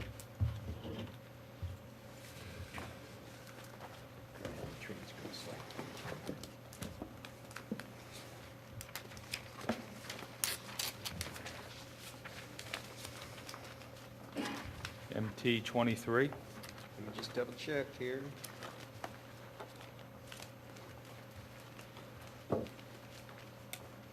Next number would be MT24. We have photographs for MT23. Okay, do you want to swear the witness, please? Raise your right hand. Do you solemnly swear or affirm the testimony you're about to give will be the truth, the whole truth, and nothing but the truth? I do. State your full name, spell it again. Sure. Maya Van Rossum, M-A-Y-A, lowercase v-a-n, space, and a capital R-O-S-S-U-M. Ms. Van Rossum, what is your profession? I'm the Delaware Riverkeeper, and which means I'm also head of an organization called the Delaware Riverkeeper Network. And I'm showing you what's marked MT24, and what is that? That's a copy of my resume.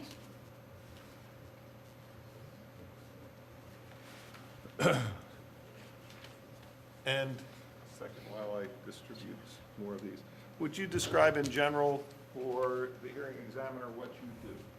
Sure. Professionally, my focus is on the protection and restoration of rivers, waterways, and the quality of the water and the aquatic habitats that are a part of them. Do you need more? No, I understand what you do. And what relationship does that have to the matter in front of this board. Sure. So I'm just here simply to speak to the location of the designated open space and the appropriateness of that open space to the aquatic resources as opposed to other portions of the property. And let's start with what watershed this is in. This is the Darby Creek watershed. And what's the nature of the Darby Creek watershed in general? Sure. The Darby Creek watershed has water quality problems lower down in the Darby Creek, not in the Radnor Township reach, but further down below Route 3. The Darby Creek has been identified as being impaired, as failing to meet its water quality standards, and as a result, it's on Pennsylvania's 303D list of impaired waters. And it has been impaired for as a result of stormwater and habitat alteration.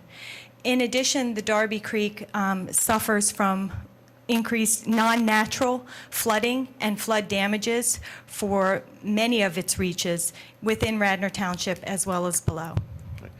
Now, before testifying tonight, have you been to the property? Yes, I have. And you've walked the areas that have been designated for open space? Yeah, I've driven through the parcel and taken a look at the areas where I believe the open space is, as identified on the plans, would be located. And the plan that is on the board in front of you, up on the wall, I'm going to represent that that's MT16. Are you familiar with what the green areas are on that? I believe that that's where the open space area is to be located. Okay.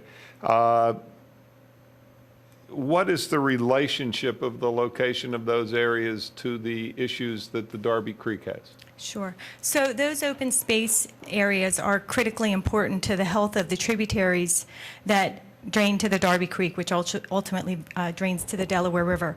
Within those open space areas right now, you have mature wooded vegetation, so you have lots of trees and shrubs, which are important for filtering out pollution before it enters the creek. They're important for soaking up water that might otherwise enter the creek and contribute to flooding and flood damages downstream. Also within those areas, well, many of the areas in the designated zone are what are known as headwater areas. They're where the creeks or the springs and seeps and areas where the water first comes to the surface and really is the beginning of a stream. And headwaters have been identified by scientific experts as amongst the most critical areas to protect in order to protect the quality and the health of a stream system, in order to protect the water quality, the habitat quality, and also to prevent an increased volume of runoff that otherwise creates flooding problems, erosion problems downstream. In addition, you have in those areas, now I have not looked at the floodplain maps and the delineation, but I would imagine because of the adjacent proximity to the stream that you're going to have floodplains in there. And floodplains are a vitally important part of a stream system. A floodplain is not just land that's adjacent to a stream. It really is a natural part of the stream system that's important that it remains in a natural state so that when you have high flows, the water has a place to go safely. It has a place to go where you don't have structures to be harmed.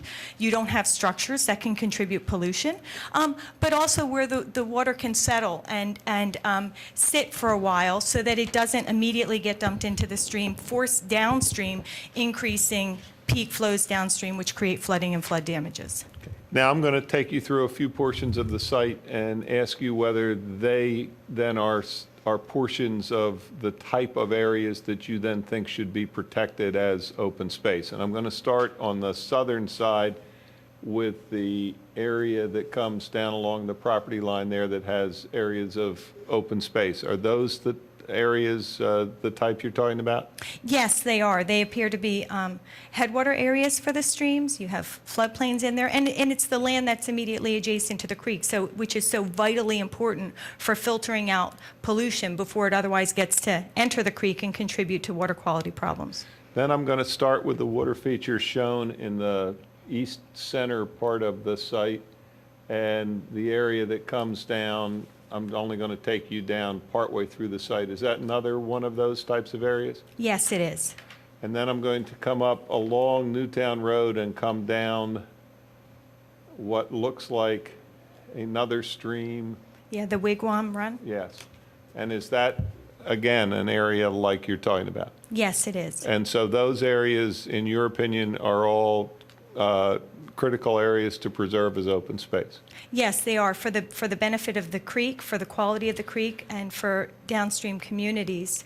And I would offer that one of the reasons why having the open space in those reaches is so vitally important is because the township's regulations or requirements for buffers along waterways is not in and of itself stringent enough. It only requires a 35-foot buffer, and really the current science shows that much, much more is needed to protect the quality and the health of our aquatic resources. Scientists really talk about a minimum 100-foot buffer. So having the open space area there in addition to the protected buffer zone is vitally important, because the regulations as they stand, or the zoning ordinances as they stand in Radnor Township alone would not do the job.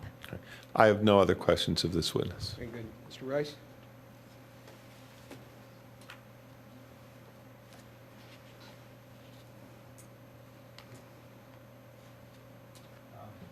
No, I don't have any questions. Very good. Mr. Beller? Just a question. You talked about the... Your microphone, sir. Yeah, I keep forgetting. I always think my voice is loud enough without it. That's what my wife tells me anyway. You talked about buffer and that the code not being sufficient to protect. What is the buffer distances there between the proposed houses and these areas that you're concerned about? I haven't done that measurement on the ground. I'm just aware that the open space requirement is being placed in addition to, or as was answered to me at a township meeting, in addition to the 35-foot buffer requirement, which is pre-existing. So that would give an additional width. And just visually looking at it, there are areas which are quite significant, but I have not done the actual measurements. Is that what you meant before? You used the word imagine, so I'm trying to key in on what you were imagining. Was that about headwaters and where they were? Those are, when one looks at the location of the stream and the fact that the stream begins there, that is the headwater. There are areas in these green spaces that are the headwaters of the creeks. It's where they begin. It's where the Wigwam begins, and I think it's the Camp Woods Run, or the Camp Run, and where they begin. And you can see that by looking at the maps. You also spoke about impact of course, development and housing. Do you have an opinion as to what the impact on the clean water and so forth that you're concerned about, the impact of having these 87 houses? Whenever you have construction in a watershed, that's going to contribute to impacts to the stream. It depends on how the development takes place. It depends upon the stormwater management practices that are used.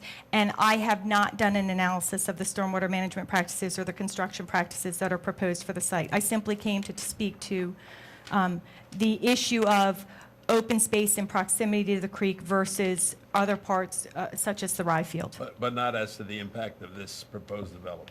No, I haven't done an analysis of the Thank you. development project beyond that. Thank you. No Mr. further Toomey, questions. Just a couple. Hi. Ma'am, could you sit maybe over next to Mr. Snyder there so you have a mic in front of you?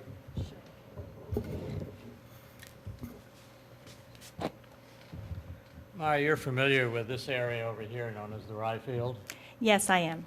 And when you've seen it, can you tell us about the topography and your view of the drainage that would occur through the rye field?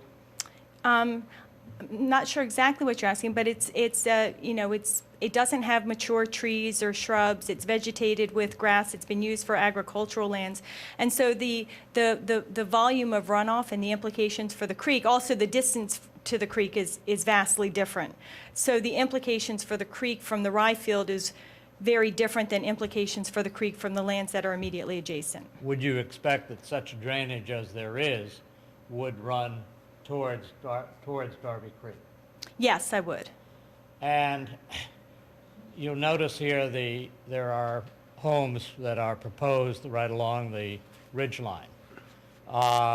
Assuming that these are built, what effect would you think there would be on the quantity of drainage that would run down through the rye field? Well, as I said, I mean, whenever you have development, it has an impact on stormwater runoff and water quality. But the extent of that impact depends upon the construction practices and the stormwater management practices used. And I haven't taken a look at those issues for this project. Now, let's flip it and just assume for the moment that this application is denied and that there is a development on a by right basis, 2 acres, including the right field, with homes being built on that. What effect would that have on the runoff into Darby Creek? Yeah. More development is going to be more impervious surface, which is going to be more stormwater runoff and more pollution impacts. The extent depends on how the development happens. Thank you. Thank you, sir. Ms. Kreitler? Okay. Ms. Morgan? There's no rule that you have to ask questions. I'm enjoying this now. I'm not giving up my podium yet. Sorry. Maya, nice to see you. I'm a little curious. Can you explain what your company does again? I noticed it was a 501(c). I see you at a lot of meetings. I just need a little deeper understanding. One of my neighbors is claiming to be a river keeper now because we have so much flooding. Well, you actually can't just personally claim to be a river keeper. There's a process and there's a license that goes with it. So that's another issue. So I know that Rich wants to claim to be a creek keeper or something, but he can't. Self-appointed. Self-appointed. Self-appointed, unofficial. Gulf Right. Creek. We have a Farm Windsor river keeper now. Just kidding. I'm so sorry. Yeah. Your floor. Yeah, so in terms of the Delaware Riverkeeper Network, my organization, it's a 501(c)(3). It's a nonprofit organization. We work throughout the entire Delaware River watershed. We work on all of the tributaries that eventually contribute water to the main stem Delaware River. I have a number of programs, all of which I've participated in and all of which I oversee. It includes advocacy, so analyzing issues that would have impacts to water quality, whether they be development projects or dam projects or dredging projects, and getting informed, providing informed comment, getting the community informed and active. A litigation program where when we see violations of law by private entities, state or federal entities, or even regional entities, we will pursue legal actions. We have a stream restoration program. So I have a stream restoration staff that will actually go out and analyze why a stream has been damaged, why it's suffering from erosion problems or flooding problems, and then craft and carry out restoration projects. Generally involves increased vegetation along the stream banks in order to reduce pollution, erosion, and habitat alteration, stormwater runoff. We have a monitoring program where we go out I have professional staff, we use professional consultants, and we work with private citizens, train them and support them in collecting water quality data of all sorts in order to address stream impacts. Okay. And then there's an education component. I'm curious because, as you know, a lot of us would like the allocation to be changed up a little, but you've been at a lot of meetings, and I know your feeling is very strong on the 35-foot buffer riparian zone zoning ordinance in Radnor Township is not adequate. Have you proposed the ordinance to be changed to the 100 feet? Ms. Morgan, we're here on a conditional use application. It's an interesting little conversation you're Oh, having. okay. But it doesn't have too much to do with this hearing. Okay, she said they weren't sufficient enough, the 35 That's foot. right, and that these protect more than what is required. Okay. Question of, whether she's making ordinance amendments in the future doesn't have any bearing to this. Can you go over again why the 35-foot riparian buffer would not be adequate here? Yeah, when you read the scientific literature, and it's very extensive, it has to do with a couple of things. First off, when you have a wide buffer, when you have a minimum 100-foot buffer, the level of overland flow, the level of opportunity that vegetation has for filtering out pollution before it gets to run directly into an adjacent stream is far more significant. And when you look at the quantity of pollution removal that happens with 35 feet versus 50 feet versus 100 feet versus 300 feet, the level of pollution removal associated with a minimum 100-foot buffer requirement far surpasses a 35-foot buffer requirement. So from a water quality perspective, it's important. Okay. Well, I'm just to answer your question. Okay. So the scientific literature too is very clear that having a 100-foot buffer requirement ensures that when it's forested, as we have here, it ensures the level of mature vegetation that supports the macroinvertebrate community that lives in the water system, and that macroinvertebrate community and the bugs and all the critters that live in that water system and are supported by the mature vegetation, the shading, the pollution protection, the detritus, can actually help pull pollution out of the water column. And then also you have in the literature, speaking to the issue of flood peaks and flood damages, that protecting that minimum 100-foot buffer area provides a place for flood flows to spread out, to settle, to soak into the soil, to not be shot as quickly downstream as possible onto downstream communities, contributing both to the volume of flood waters, which increases flood damages, but also the height of the peak that people experience downstream when you do have flooding. Does the 100-foot at all correlate with if it's a run, a creek, or a stream? The width of a run is, I think, tinier, you told me? Yeah, and in fact, that's where the scientific literature is actually strongest. For these headwater streams, for these first-order streams, the little creeks where our water systems begin, like you would find on this property, they are actually more in need of the 100-foot buffer requirement from a water quality and habitat protection perspective. And there's a lot of important literature on that, linking that 100-foot most strongly with the smaller creek systems. Okay, last question. Take this example right here. Since it's another property owner here and you can't protect on the other side with the 100-foot, does it matter if it's 35 or 100 foot on this side? Well, it certainly does matter, and I would hope when that it's one side and not the other side? Well, I would certainly hope that the other property owner would frankly, plant a 100-foot buffer. But just because somebody downstream is doing a poor job and not making their appropriate contribution to the protection of the creek doesn't diminish the importance. In fact, it actually increases the importance and value of protecting those buffers upstream, because it's the quality of the headwaters that dictate the health of a stream very far down, and the scientific literature is pretty clear on that. And this is downstream? This direction is downstream from I the always property? have to order. You put up a new map. Where's the...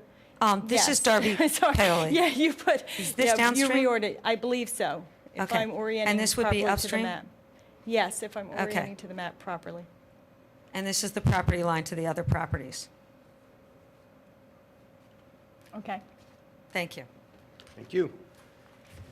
Ms. Price?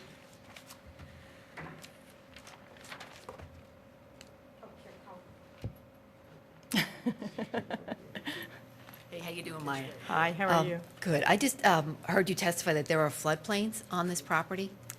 As I said, I didn't look at the floodplain maps. I am presuming that there are going to be designated floodplains there because of the adjacency to the creek. But the extent of the floodplains and exactly what the designated floodplain would be on a FEMA map for this site, I haven't looked at the maps to know. Did you see any wetlands when you were there? As I said, I did a drive-through. Right. And so I looked at as closely as I could, but in terms of a delineated wetlands, you know, a definition of a wetlands is a specific delineation. And I did not do any wetlands delineation to know exactly where the wetlands would be located if they were there. Do you suspect that there are any wetlands on the property? I would suspect, but I haven't done the delineations. Okay. And then regarding the 35-foot buffer and the riparian rights, can you build in that area now under the township zoning? In the 35-foot buffer, there is supposed to be an obligation to protect a 35-foot buffer. Frankly, my experience with zoning ordinances and regulations is you can always get an exemption if you want it, if you work hard enough for it. So, but currently, according to the township ordinances, you're not supposed to be developing in the 35-foot zone. And as I understand, I asked at the township meeting about this issue of the 15% open space and the buffer requirement. Right. And the response I got was that the open space, 15% open space is over and above the buffer requirement. So the 35-foot mandatory buffer is protected, and then the open space is tacked on beyond that, is my understanding. Okay, but that one portion that where the creek is and where the 35-foot is should not be buildable, generally? According to the zoning ordinances, as I understand them, yes. Okay, thank you, Maya. Thank you. Any redirection? No. Very good. All right, we're going to Thank take a 5-minute break at this time. You have another witness? I have 3 more. 3 more. Okay. We're going to be working late tonight.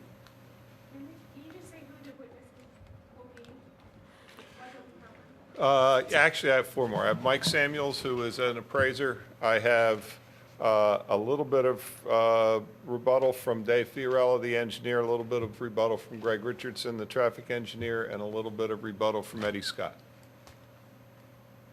Okay? So we're going to take a 5-minute break at this point.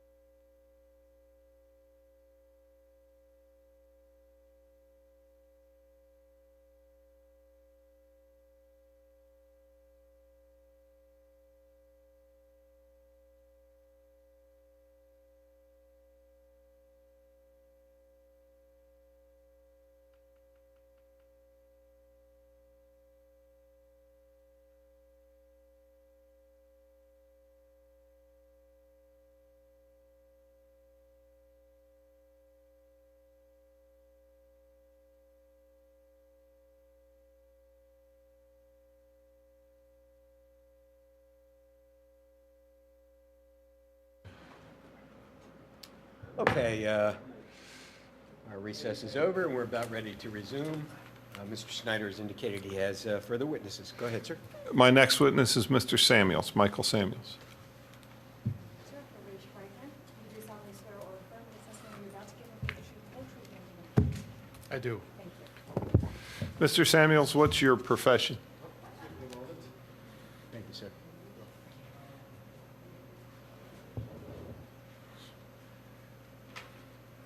I am a real estate appraiser and consultant. And you have MT25 in front of you, correct? Yes, I do. And that's your qualifications? Yes, it is. You've been an expert witness in real estate appraising in the courts of this Commonwealth, the federal courts, municipal bodies? Yes, I have. It's on the last page of my qualifications. It talks about, I've been qualified before condemnation boards of view in Philadelphia, Chester, Delaware, Montgomery, Bucks, Berks counties, before municipal boards and common pleas courts in Berks, Bucks, Chester, Delaware, Montgomery counties, U.S. Bankruptcy Court for the Southern District of Florida, and U.S. District Court for the Eastern District of Pennsylvania. I'm going to offer him as an expert on real estate appraising, and any voir dire I'm happy to have people do. He has in front of him, I'm not proposing it as an exhibit, a list of 600-plus projects that he did on land and subdivision appraisal work in, and if anybody wishes to look at it or voir dire him, that's fine. Very good. Mr. Royce, do you have any questions? No, no questions. I should know for the record, Mr. Ardrossan is here. Mr. Beller remains, and we don't know why, but Mr. Ardrossan has now taken the lead seat for those. He's here to cover my mistakes. Very good. We have no problem. Okay. Mr. Toomey? No, sir. Any of the other parties have questions?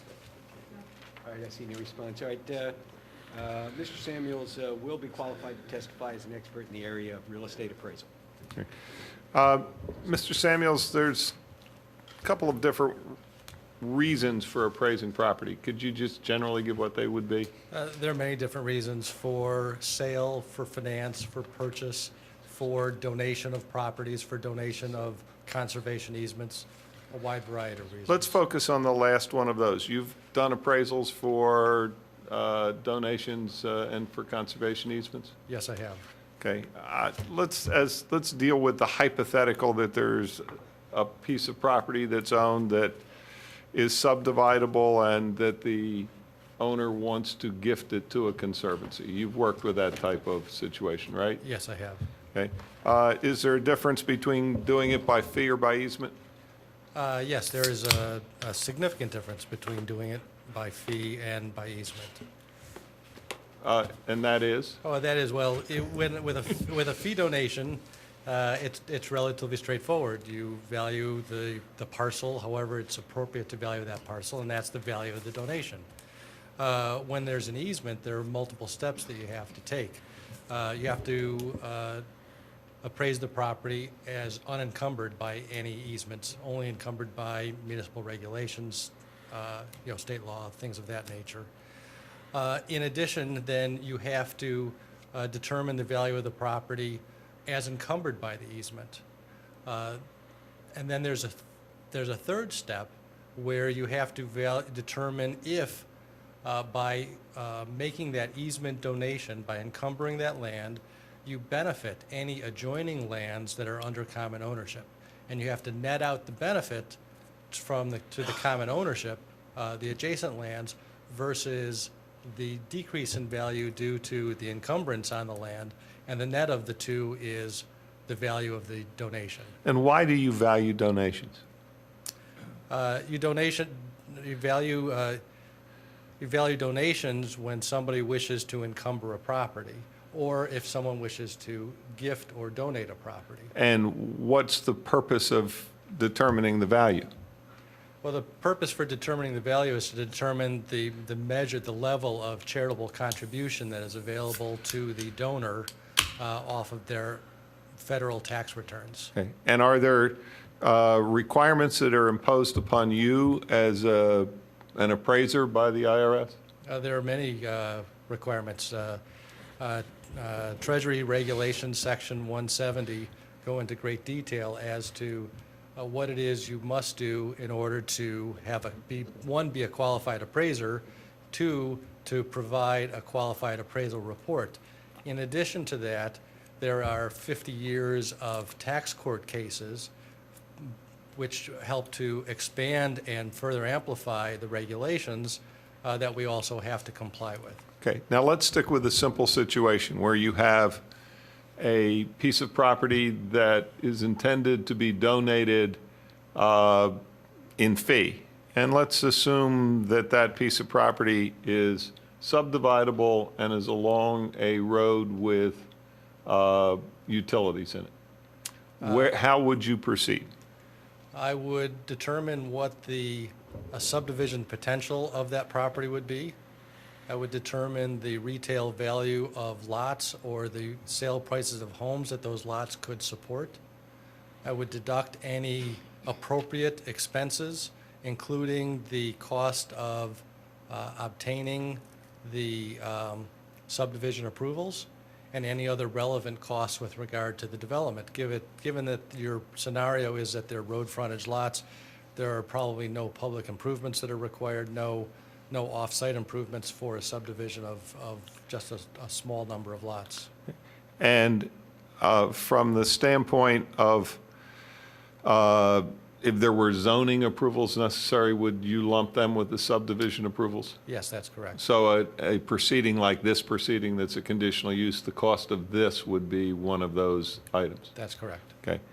And so the value of that gift would be the composite value of the lots less the cost of creating the lots? That's correct. Okay. Now, let's say that your piece of property had a condition imposed on it that said that it couldn't be developed for residential purposes. What effect would that have on the value of your gift?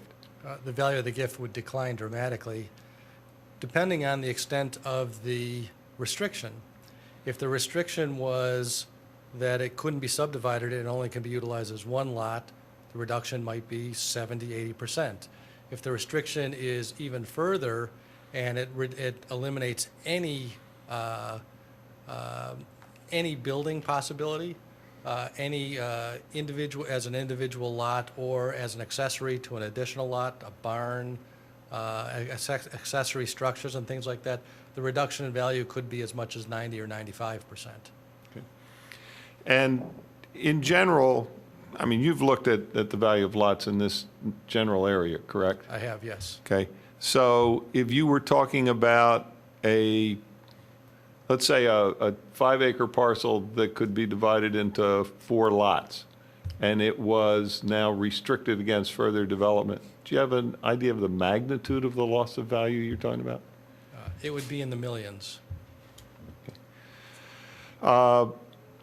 In your experience, where properties have been restricted against further development, are you asked to value those, to appraise those for gifting? No, because there's really no value to the gift once it's been so restricted to a great extent. The property owners tend to restrict properties that have great development potential, but for which they would rather see the properties not developed. Mm-hmm. And that's the voluntary restriction that then That's results correct. in a gift? If there are, because it's absolutely essential for us as appraisers in the process to make sure that there are no restrictions on, or what the level of restrictions are on subdivision potential and potential uses of the property. The more you restrict them from the full body of rights that are allowable under the zoning code, the further you restrict them, the more you reduce the value. For example, we've done a lot of conservation easement work in Chester County, and working with the Brandywine Conservancy or the Natural Lands Trust, there are various levels of restrictions that they place on properties, and they work with property owners. Sometimes they reduce it to no more than 5 lots. Sometimes they reduce it to 1 lot. Sometimes, in the case of the state purchasing development rights, they reduce it to no residential development at all, no residential units. And with the increase in restriction, the value of the property declines materially. And in those instances where you're talking about dealing with conservation easements, you're talking about then the after-gift value would be significantly less than the before-gift value. That is correct. In this instance where you're talking about a fee, there is no after-gift value, is there? There is none, no. So you're talking in this instance about a restriction that would exist before the gift was intended to be made. That's correct. Any restriction before the gift would reduce the amount of the donation value, the value of the property. At the same time, we have to be, as appraisers, very careful that there are no restrictions in place. We have to have a record. The IRS reviewing any donations is going to look to see if there's a township record. And if, while there are no restrictions, the record seems to indicate that the subdivision would be so fraught with danger and the possibility of it not occurring, the IRS would challenge the value of the property because of the belief that while there are no restrictions, if the environment is such that subdivision wouldn't be allowed, they might argue, and they probably would argue, that you don't get the full value of the property because they don't believe it exists, because they don't believe that it could be subdivided, even if the zoning code says it could. And in that instance, do you have any opinion from your experience as to whether there is a chilling effect on the gifting of those properties? Oh, absolutely there is. There's a chilling effect on the people who could grant the easement or donate the property, and there's a chilling effect from the appraisal side as well. Because appraisers, if we're found by the tax court to have helped taxpayers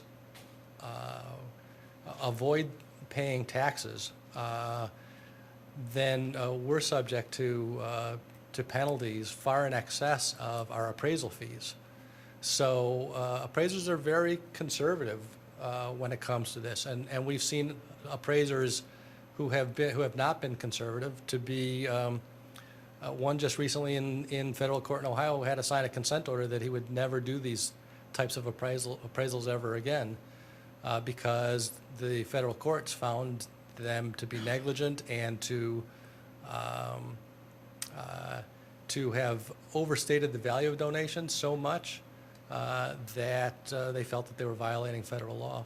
So it's an area that appraisers take very seriously, and the more record there is that says you can't do something, the less likely an appraiser will say that you can, because we're bound by the record as well.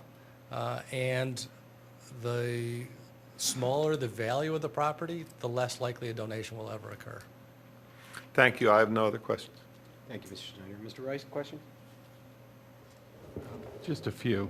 Mr. Snyder asked you about your familiarity with land values in this part of Delaware County, in Radnor, and you said you're familiar with the land values, Yes, correct? I am. Okay.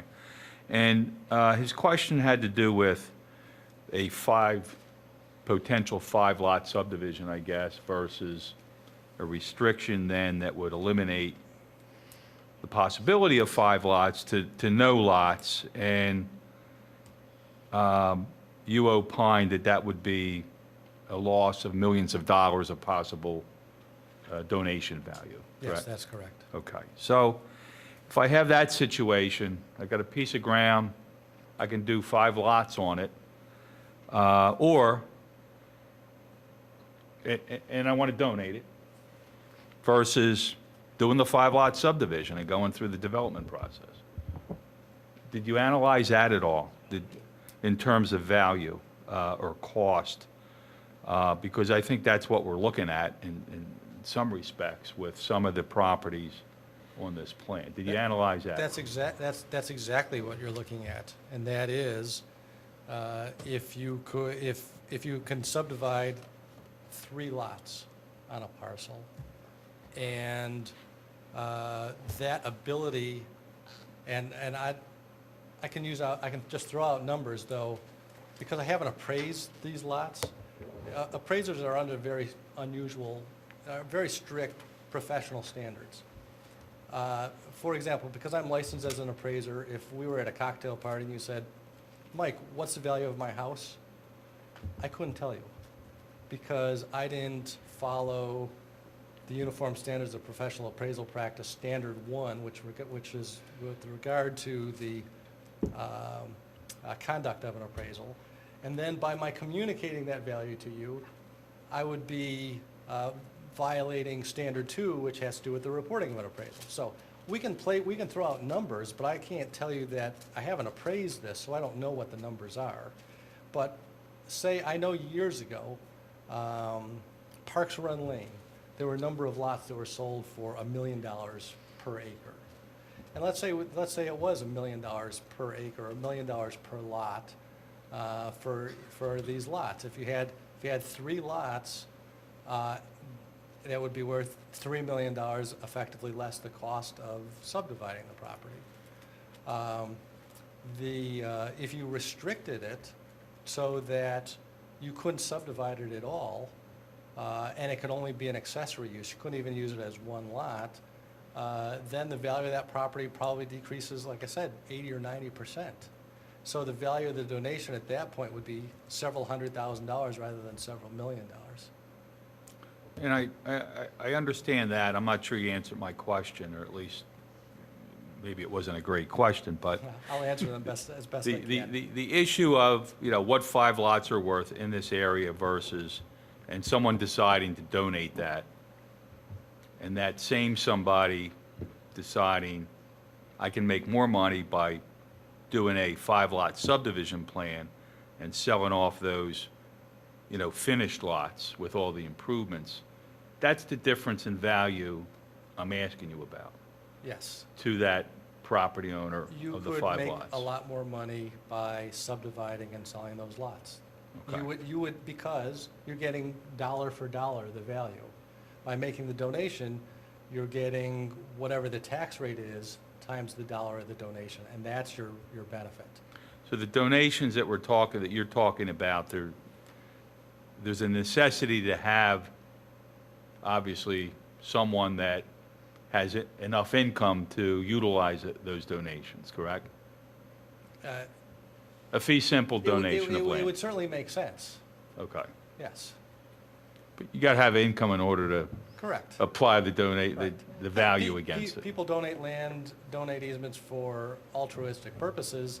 So, I haven't asked these people, but for the most part, and also, people with great means tend to have, this is on the margins of their net worth, not their whole net worth. And so they're much more willing or able to encumber a property or to donate a property than someone who doesn't have those means. But you haven't appraised any of these properties? Is that? I have not appraised Ardrossan, no. I mean, I've appraised a lot of properties in the area.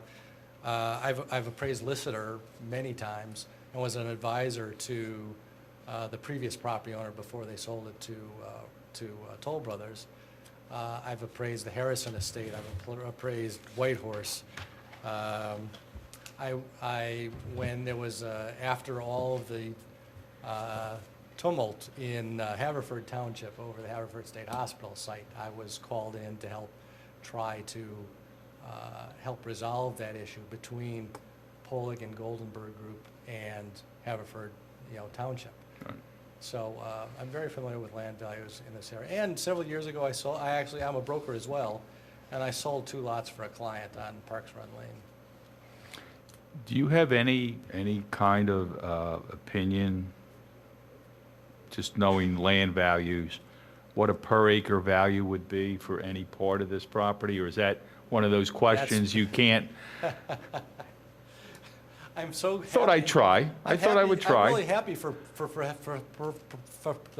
professional standards in that regard, so I don't have to answer questions like that. But no, I do not know what the Okay. value is. You'd have to do more of an investigation, obviously, and I would go have to- through the process. I would have to do an appraisal. Okay. All right. I have no other questions. Mr. Ardrossan, any questions? Just one or two. Since we're dealing, or you dealt with hypotheticals, at least at the beginning, have you done any appraisal work for residential taxpayers and tax appeals with regard to value? Yes. And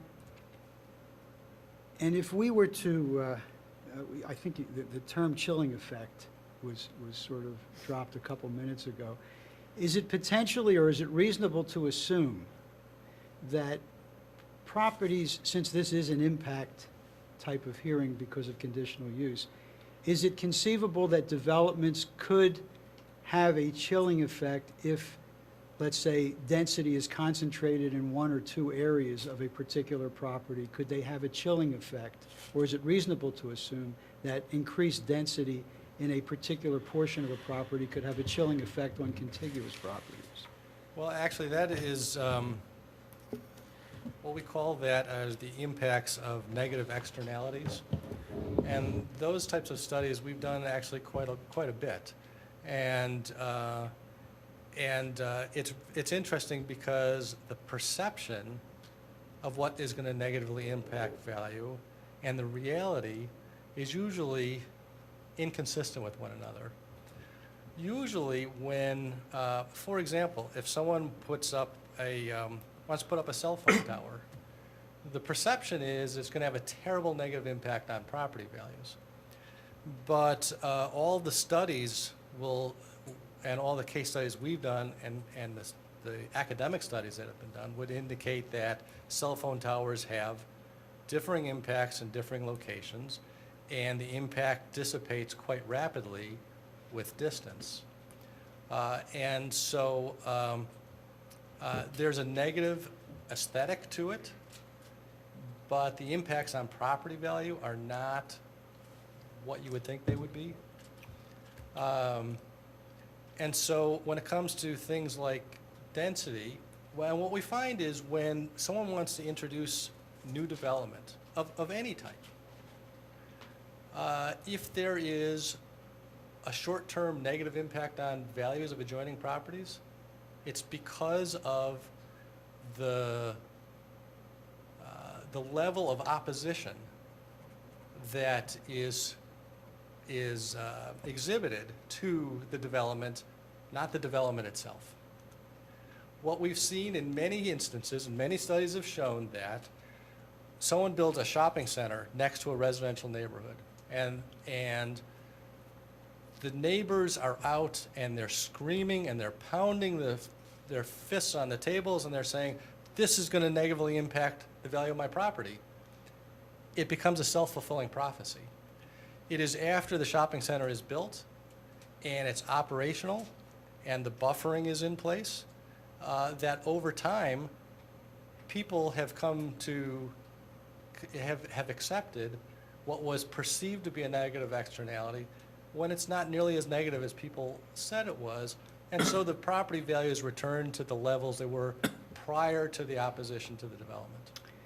So based on that particular premise and your explanation, then, that shopping center, which may create, let's say, additional traffic, which didn't exist before, wouldn't have a negative impact on those property values of adjoining properties? It's one of those, it depends.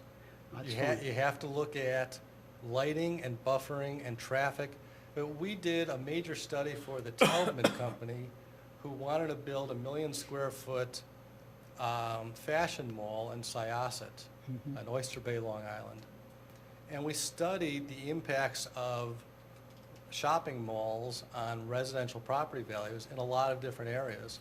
And there's one mall in particular, it was very interesting, Sunrise Mall, I believe it is, in Long Island, where the flow of traffic in and out of the mall was through a residential neighborhood. Did that have a negative impact on property values? Absolutely. Did it have a negative impact on property values throughout the neighborhood? No. It was limited. And we were able to study and see what the gradient was as to the impacts, negative impacts on value. In one location, we were studying neighborhoods near the Roosevelt Field Mall. Roosevelt Field is where... I'm familiar with it. Okay, that's where Lindbergh took off from. And we were studying the neighborhoods, and we couldn't, there was something strange going on at this boundary between neighborhoods, and we were working on it with another appraiser up there. I said, do me a favor, go out there and look at this and tell me there's something terribly wrong about this location. And it turned out that there were high tension lines, not abutting these residences, but through the backs of their backyards. It was very clear what the negative impacts were. But for the most part, negative impacts are limited. They're limited in geography, in distance from that negative externality that's inserted into a neighborhood, and also that the impacts are limited in time and tend to dissipate over a period of years. Like I said, most of it is due to the immediacy of the application and the reaction of the neighbors, not to the project itself. So you're saying it could, not that it would. It could have a negative impact. It could be for a short period of time. Because of the level of opposition, not because of the development itself. I'm trying to ignore any opposition at all, just to try and get a feel. Well, If we ignoring can, any opposition, I would yes. say there would be no negative impact on property values in the area. The county tax assessors must love you. Thank you. I have Well, no further questions. the funny thing is, it's really interesting because when you donate an easement on a property and you do seriously impact and reduce the value of the property, it takes quite a lot for a county assessor to follow through and reduce the value of the property. We did an easement donation appraisal on the Bellevue in Center City, and try and get the Board of Revision of Taxes to reduce the value of that property. It's a $100 million property, reduce it on the tax rolls because it's now encumbered on 4 sides and because they've encumbered the ballroom and the 19th floor. Mr. Bola, this is, That's a little, I find this really interesting, but I think we're well beyond, and we're trying to get a lot done Getting a tonight. hearing done tonight, but it truly is interesting conversation. Any more questions, Mr. Edelson? No. Okay, very good. Mr. Toomey, any questions? No, sir. Thank you, sir. Ms. Kreitler? No questions. Ms. Morgan? Yes, Of course, I knew there was going to be a yes. I'm going to relax my seat. Hi. Hi. You'll have to come No, to... no, I'm you have sorry, to you've come got to out. be on a mic. Okay, I'm coming up. I'm relinquishing the mic. Oh, okay. Leslie Morgan, how are you? I just have a few questions. I have a few questions in terms of, you guys were talking about negative impacts. I'd like your feel on subdivisions. You mentioned Lysander and positive impacts. What makes a positive, what are the most salient features that of a subdivision, a new subdivision, for positive impacts and the radius? I'm sorry, first, with regard to Lister, I don't think I said anything about positive impacts. No, you just mentioned that. That I had And it appraised was a Lister, new yes. subdivision, Right. and this is going to be a new subdivision. Right. We can just talk about this. Or your history. From your history, what do you know from a value enhancing standpoint that are the number 1, 2, and 3 positive impacts that a subdivision can do? I'm sorry, I'm a little confused. I'm slow. No, I'm So slow. you'll have to bear with me. Okay, you guys were talking about negative impacts. Right. There- Negative impacts of putting something within an existing residential neighborhood. Right. And what the impacts might be on value. Shopping centers, cell phone towers, high-tension lines. Can you talk into the mic, please? Okay, yes. Things like high-tension lines. I mean, there are a lot of, as we call them, forgive me, negative externalities, which have been shown to have a negative impact on property values. Right. This is what we call density modification. within a residential district that the contiguous landowners are not in density modification. So there is lot diminution.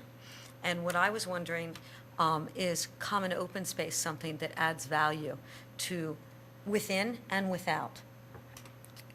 From your... Open space, period. If it's common or privately owned, it still adds value. It adds value. And so I wanted to ask you if this had more value than this to the residents within and without. This kind of protection, this is our common open space allocation.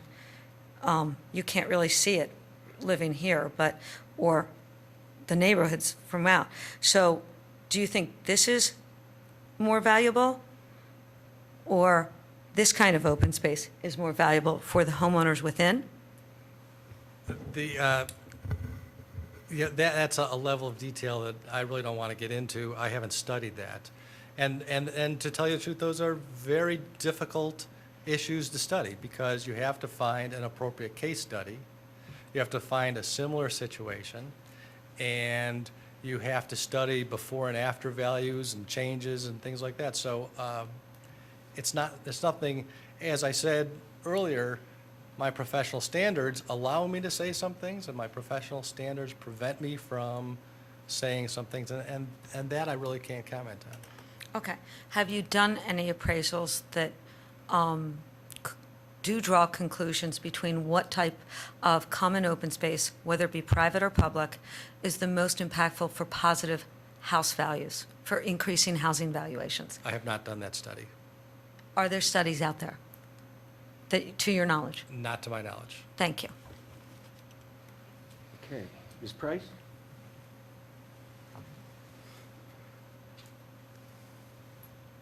Sir, why don't you sit over next to Mr. Snyder? You can, that way you don't have to Okay. share a microphone. Sure. And it's Mr. Samuels, right? Yes. I just had a question too about, you're talking about the subdivision potential. You can see on the plan here, they have some houses that are 1.5 acres, some that are 3/4 of an acre. Which would you, are they same value to you? Or when you look at a subdivision potential, do you say, maybe a 2-acre house is worth more than a 3/4 of an acre house? So that it's not necessary that you have to have the maximum subdivision to get your maximum dollar? I apologize, you're asking a lot of questions. Is there a difference in value for a house on 3/4 of an acre versus 2 acres? Right. Well, I hate to say it depends. The marketplace dictates that. It's different in different marketplaces. A great example of that is, I live in Tredyffrin Township. The Trayburn, which has very, very small lots, has home values equal to or greater than Turnbridge, which is another subdivision within Tredyffrin Township, which has larger lots. It really depends. So it's not a rule that you would necessarily have to have maximum density modification to get maximum value. It might be that a 2-acre lot is worth the same as 3/4 of an acre lots. It might be. I just want to know yes or no. Oh, That's I'm all. sorry, say that again? Is it possible that a 2-acre lot is worth about the same as 3/4 of an acre lots on Ardrossan? Is it possible? Yes or no? I don't want to get into Is it other possible? descriptions. Yes. I would tend to think that 3/4 acre lots are worth more than a 2-acre lot. It's significantly more or? More. Okay. I did a conservation easement. I actually had 3.5 acres in St. David's, and I donated 1 acre. So when I went through the whole process, the part of the area that I could subdivide was sort of in my backyard. And the Lower Merion Conservancy and their IRS attorney said you cannot donate land that's basically in your backyard, because the whole part of the IRS tax exemption is that there's got to be a significant public benefit.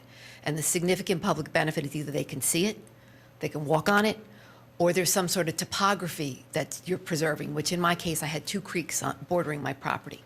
So when they did the conservation easement, even though I was could have subdivided in the back of my house, the conservation easement had to go across the creeks. Is that your understanding, kind of how the IRS Yes. works. So when I'm looking at the area that they intend to donate here, this is all interior property that I'm looking at. So my question to you is, can you definitively say that the IRS will accept this as?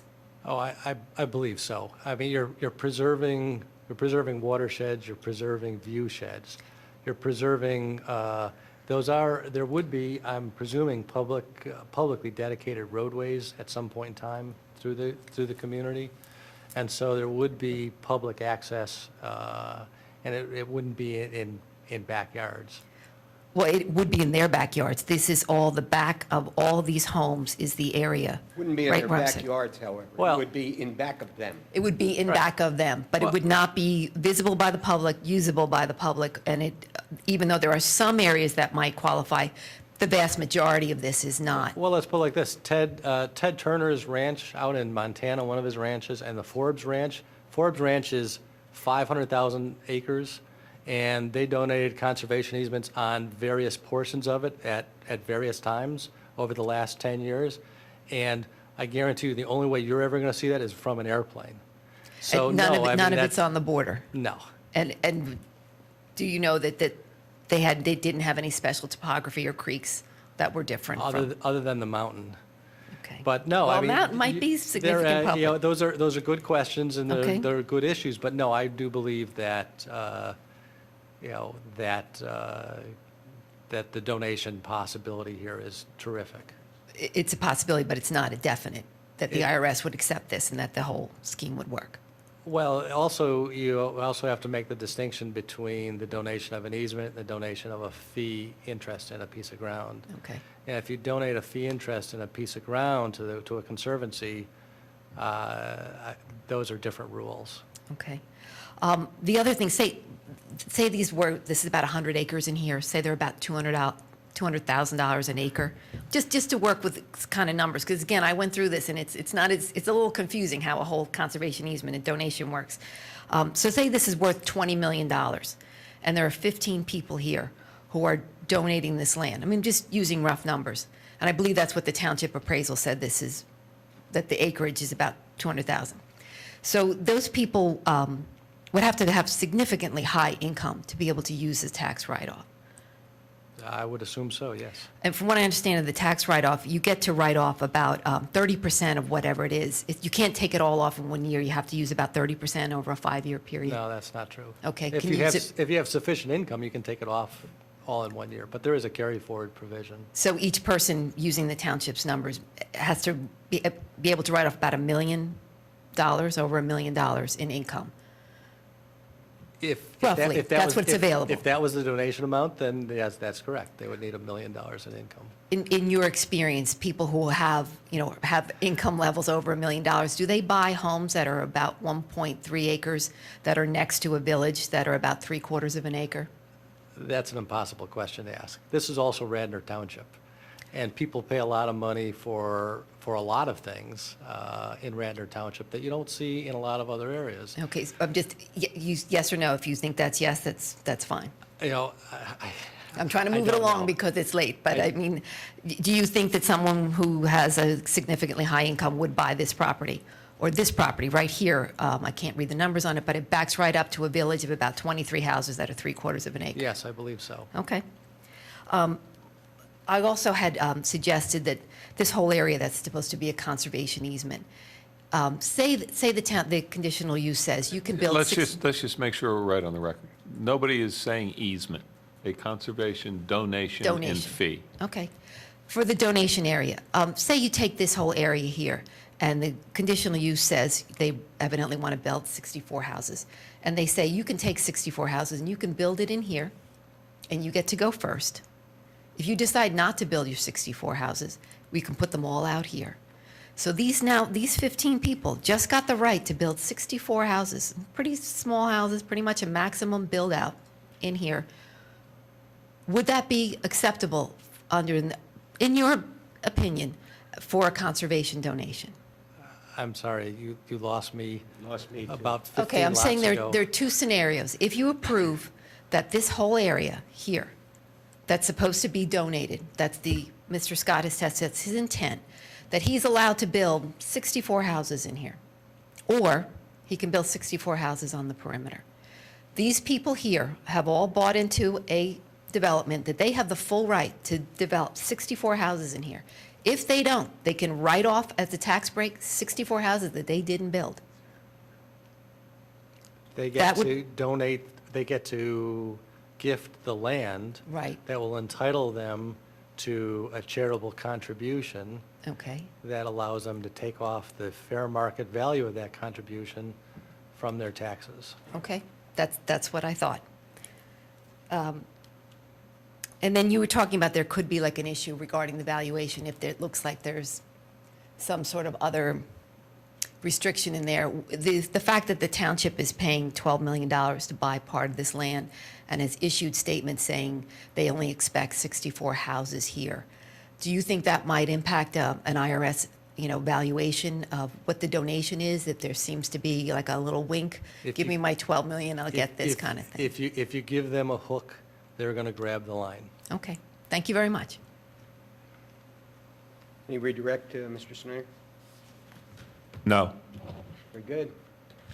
Next witness. Greg Richardson, he's already under oath. He is?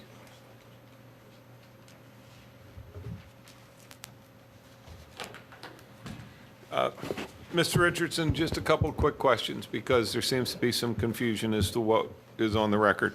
How many driveways are there on Darby Paley Road that are multiple unit driveways? One. And did you go out and review the site distance from that driveway? Yes. That was the one you took pictures of? Yes. And is there adequate site distance under the standards for that driveway? No. The driveway that is the multiple one, the one that you took pictures of? It's the other one. Let's point right here. And let's go. This one up here, whoops. Thank you. This one up here where we're bringing the driveway in from the cul-de-sac. That one does or does not have adequate site distance? That one does. The one that's on the curve? The first driveway or the southern one? Is it? The one I down can't see here. what you're pointing at. Okay.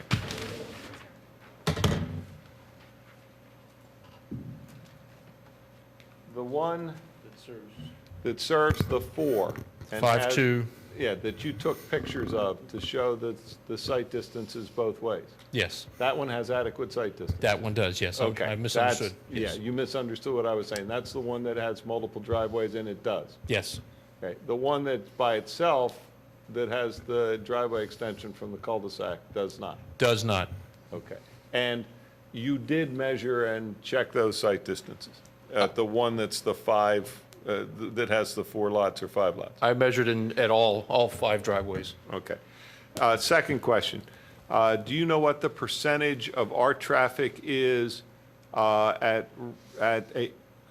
completion at Radnor, Chester, and Conestoga Roads, given the allocations that are in the traffic study? Yes. What is that percentage? With the 87 homes projection, the traffic attributable for this development will be approximately 1%.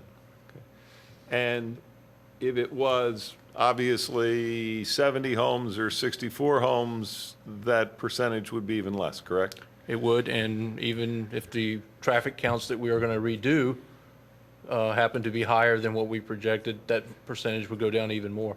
Okay. And if you did what I suggested to Mr. Zabowski, if you allocated 30% instead of 15% of our traffic toward that, what would our maximum percentage be up there? I did the calculation, it would be approximately 2 to 2.5%. And that's before we determine whether there's any increased traffic because of school? That's correct.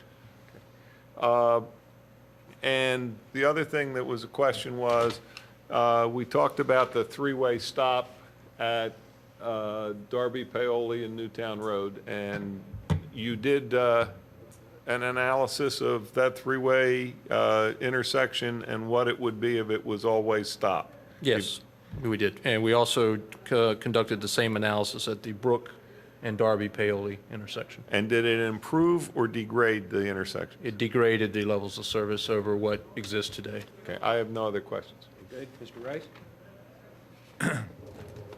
Mr. Richardson, I just want to understand the site distance testimony you gave tonight. So I'm on Darby Paoli Road, and the first lot, as I come down from the intersection of Newtown and Darby Paoli, is 5-1, correct? Correct. And that's a lot that ties into the proposed cul-de-sac. And your testimony tonight is what about that driveway? That site distance, in my opinion, does not satisfy PennDOT's minimum requirements. Okay, so that would have to be addressed if this plan moves forward, right? Correct. And that's one of the reasons why we have recommended a connection to the cul-de-sac as an alternative means of access. Okay, and then as I proceed south, I'm at lot 5-2, correct? 5-2, 3, 4, and 5. Okay, so that is and there's one driveway that would service all of those lots? Correct. And that was the question Mr. Snyder asked you about multi-lot or multi-unit driveways? Yes. Your testimony was that that's the only one, is that right? That's the only one what? The only one with multiple lots that would be serviced by it? Correct, yes. Okay, let's keep going south because we hit then, I think it's 4-1.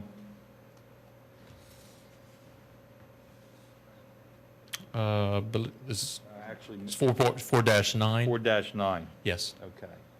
And there's a driveway that comes out that's proposed to service that lot, is that right? Correct. Is it going to service any other lots? Not to my knowledge. Okay, and then the next lot proceeding south looks like 4-10, I believe. 4-13 and then 4-12, I believe. Correct? According to the plan that's on the screen here, it's 4-10 at this location. Do you have the whole set of plans there in front of you? Yes, I do. Okay. Well, let's look at the second page of the set. And that's actually what's up on the board now, is what I'm referring to. 4-12, 4-13 gain access off of the internal driveway. They do not have access directly to Darby, Paoli. Okay, so even though they have frontage, right? Correct. Even though they have frontage on the road, there's sort of a couple little fingers that connect up to the lots as you go north. So they wouldn't have access on the Darby Paoli. Is that your testimony? That is correct. They would have access, internal access to the ring, well, I'll call a ring road, the roadway system, and then would gain access from Newtown Road. Okay. On 4-12,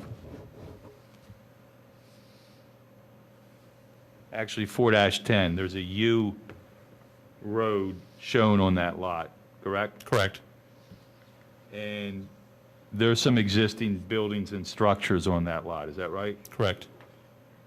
So you have two accesses there. Both legs of the U is proposed to access Darby Paoli, is that right? Yes. Now, what about the site distance for both of those legs? Have you checked that? Yes, I have, and I believe they meet the minimum requirements. Okay. There's nothing in your TIS regarding that, but it's your opinion that you think they would meet PennDOT's site distance requirements, is that Yes. right? The minimum requirements, yes. For what the posted speed is? Yes. Okay, and then there's a further lot going south, and is that one driveway servicing one lot at that point? That's not a part of the property, John. That's an abutting property.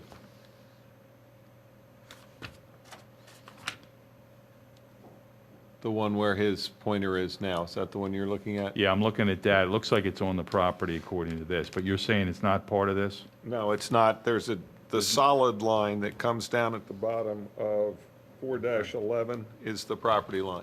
Okay, and there's no lot number shown on it either? Okay. Go back to 4-10. Behind 4-10, there's a 4-11 lot. Yes. If that gets built upon, where is that going to access Darby Paoli Road? Well, it looks, the only frontage that it has, unless the plan is changed and creates a driveway or a connection to the internal roadway system, it would use the flag pole of if you call this a flag lot. Right. So that we don't get testimony that's inconsistent with the plan, because Mr. Richardson might not know this, there's a note on the plan saying that 411 is not a buildable lot. Okay, but there is a pole that comes out onto Darby Paoli Road, correct? Yes. From 411, okay. But 411 is not in the count of building lots. Right, I understand that, but we're also talking about the future. Well, it's almost all floodplain, and that panhandle, as you look at it, comes right down a stream. So you're not going to build a driveway out to Darby Paoli Road there. That's Okay. why it's not a buildable lot. That's all I have for Mr. Richardson. Thank you. Mr. Ardrossan, any questions? No, I have no further questions. You're good. Mr. Toomey? Ms. Krieger? Ms. Morgan? And Ms. Price? Mr. Fiorello, please. Thank you. Very good.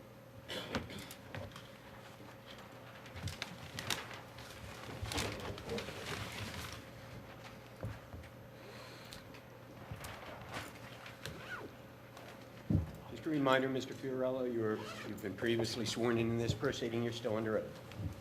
Thank you. Mr. Fiorello, are you familiar with ordinance section 28095A3? Yes, I am. Do you have that now in front of you? Yes, I do.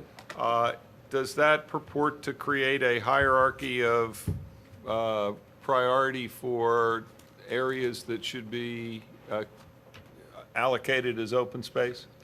Yes, it actually gives a first priority or a first consideration for several features. Okay, and what are those features? The location of trees and other natural features must be given first consideration in planning common open space, the location of dwellings, walks, paved areas, and finished grade levels. Okay, and would your stream valleys be considered natural features? I believe they would, yes. Okay, you believe you followed that criteria in laying out the open space everywhere except for the 100-foot buffer? That was my criteria, yes. Okay, and do you think the 100-foot buffer actually falls into that first criteria?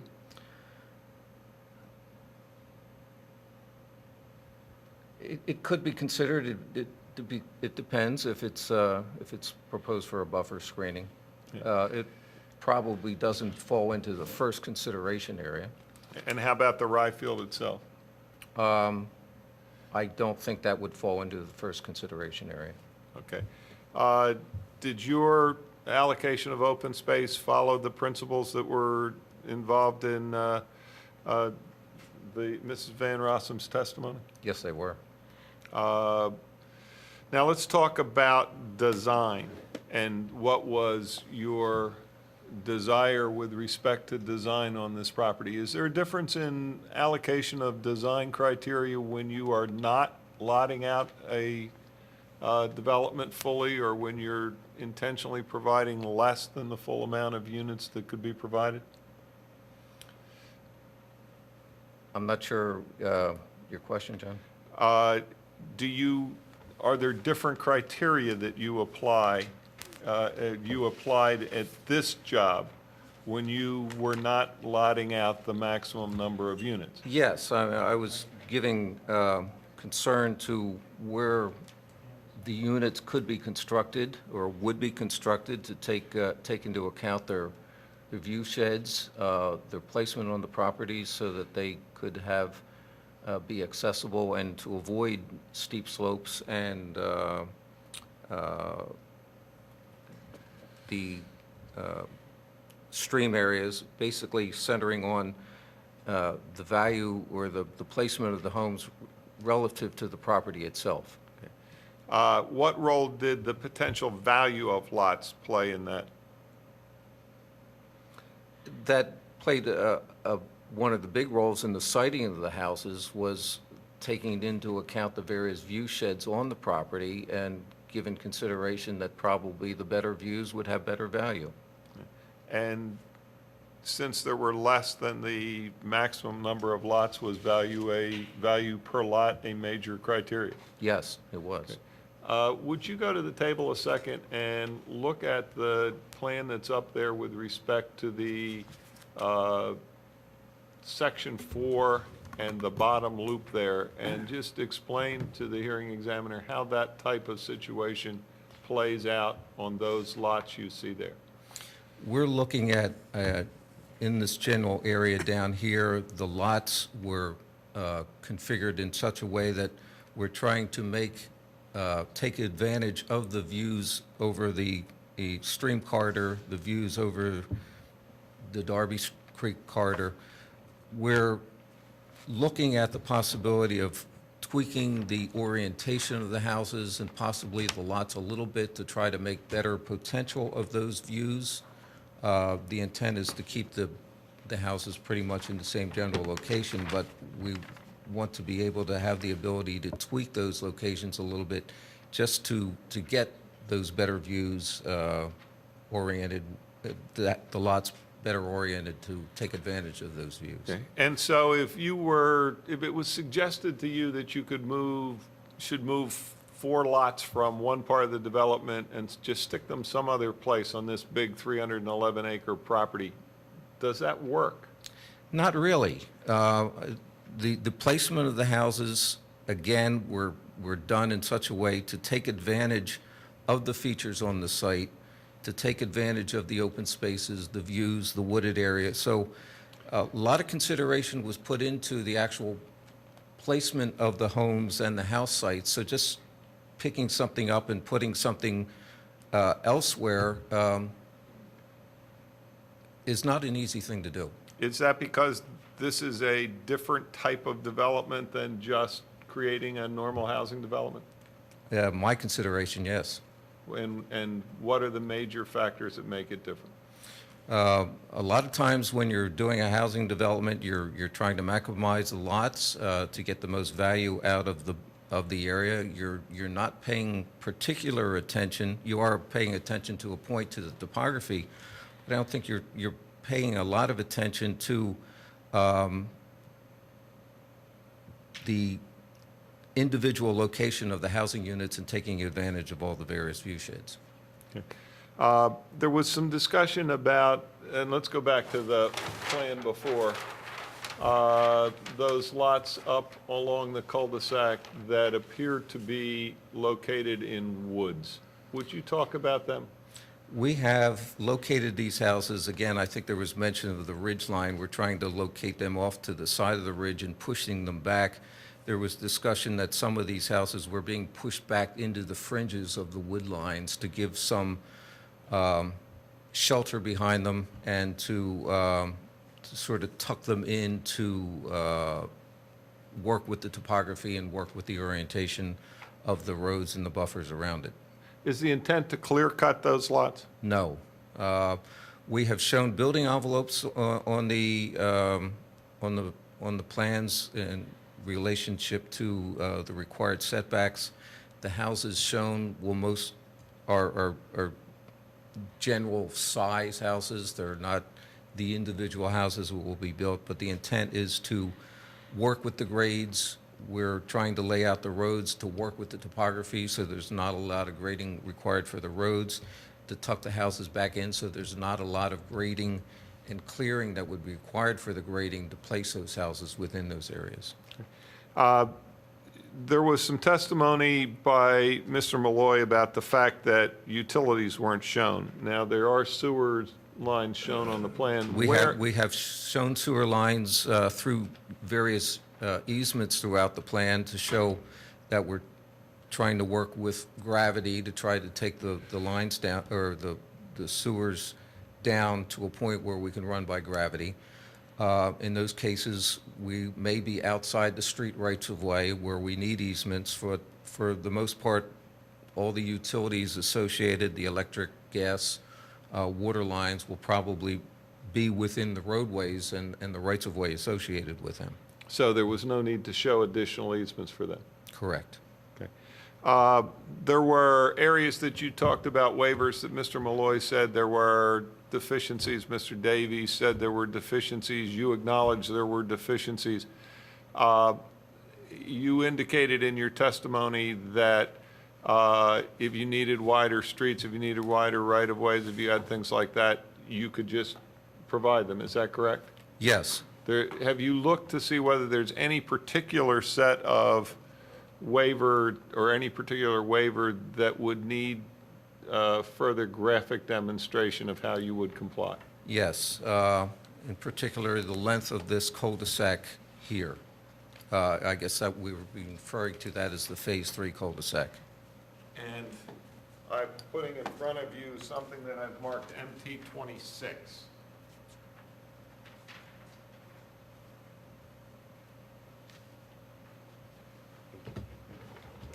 Does MT26 show how you would comply if you didn't have, if you weren't granted a waiver for the length of that cul-de-sac?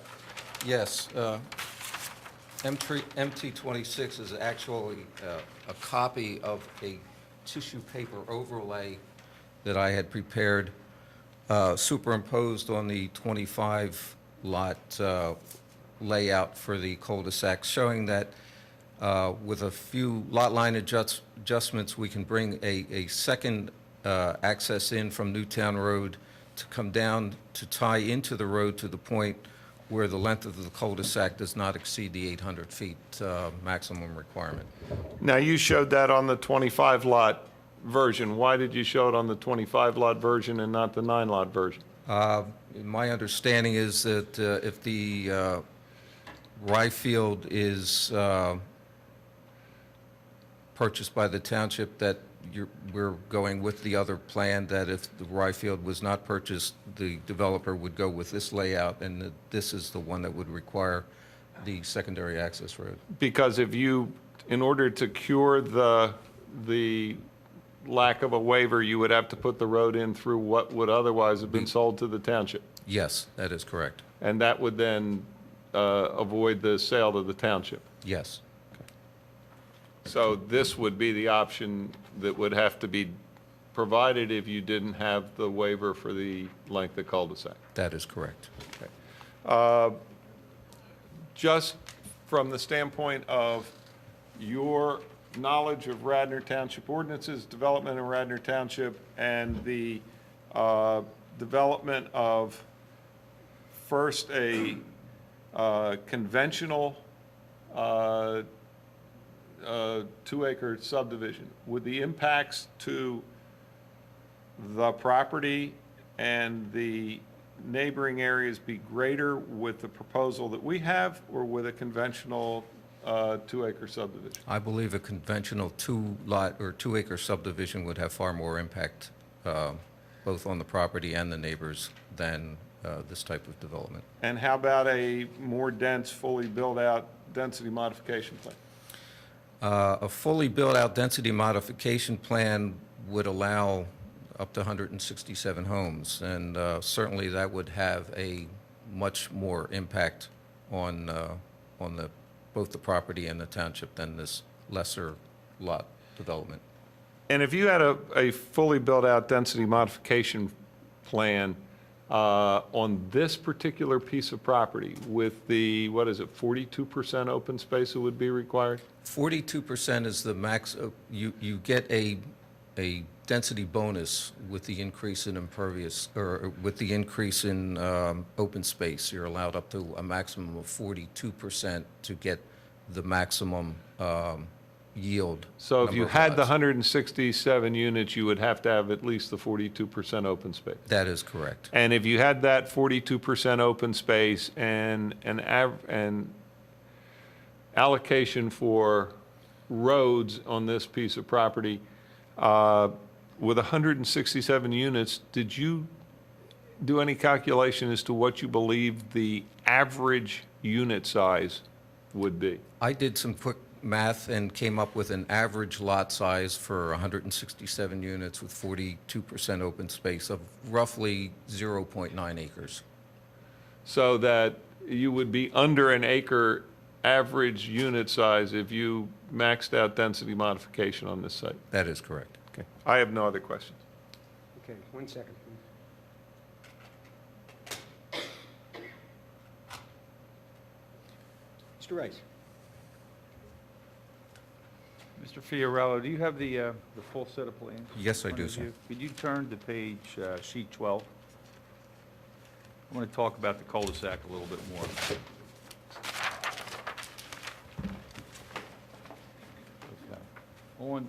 On sheet 12, we see the cul-de-sac and lots 3-2 and 3-3.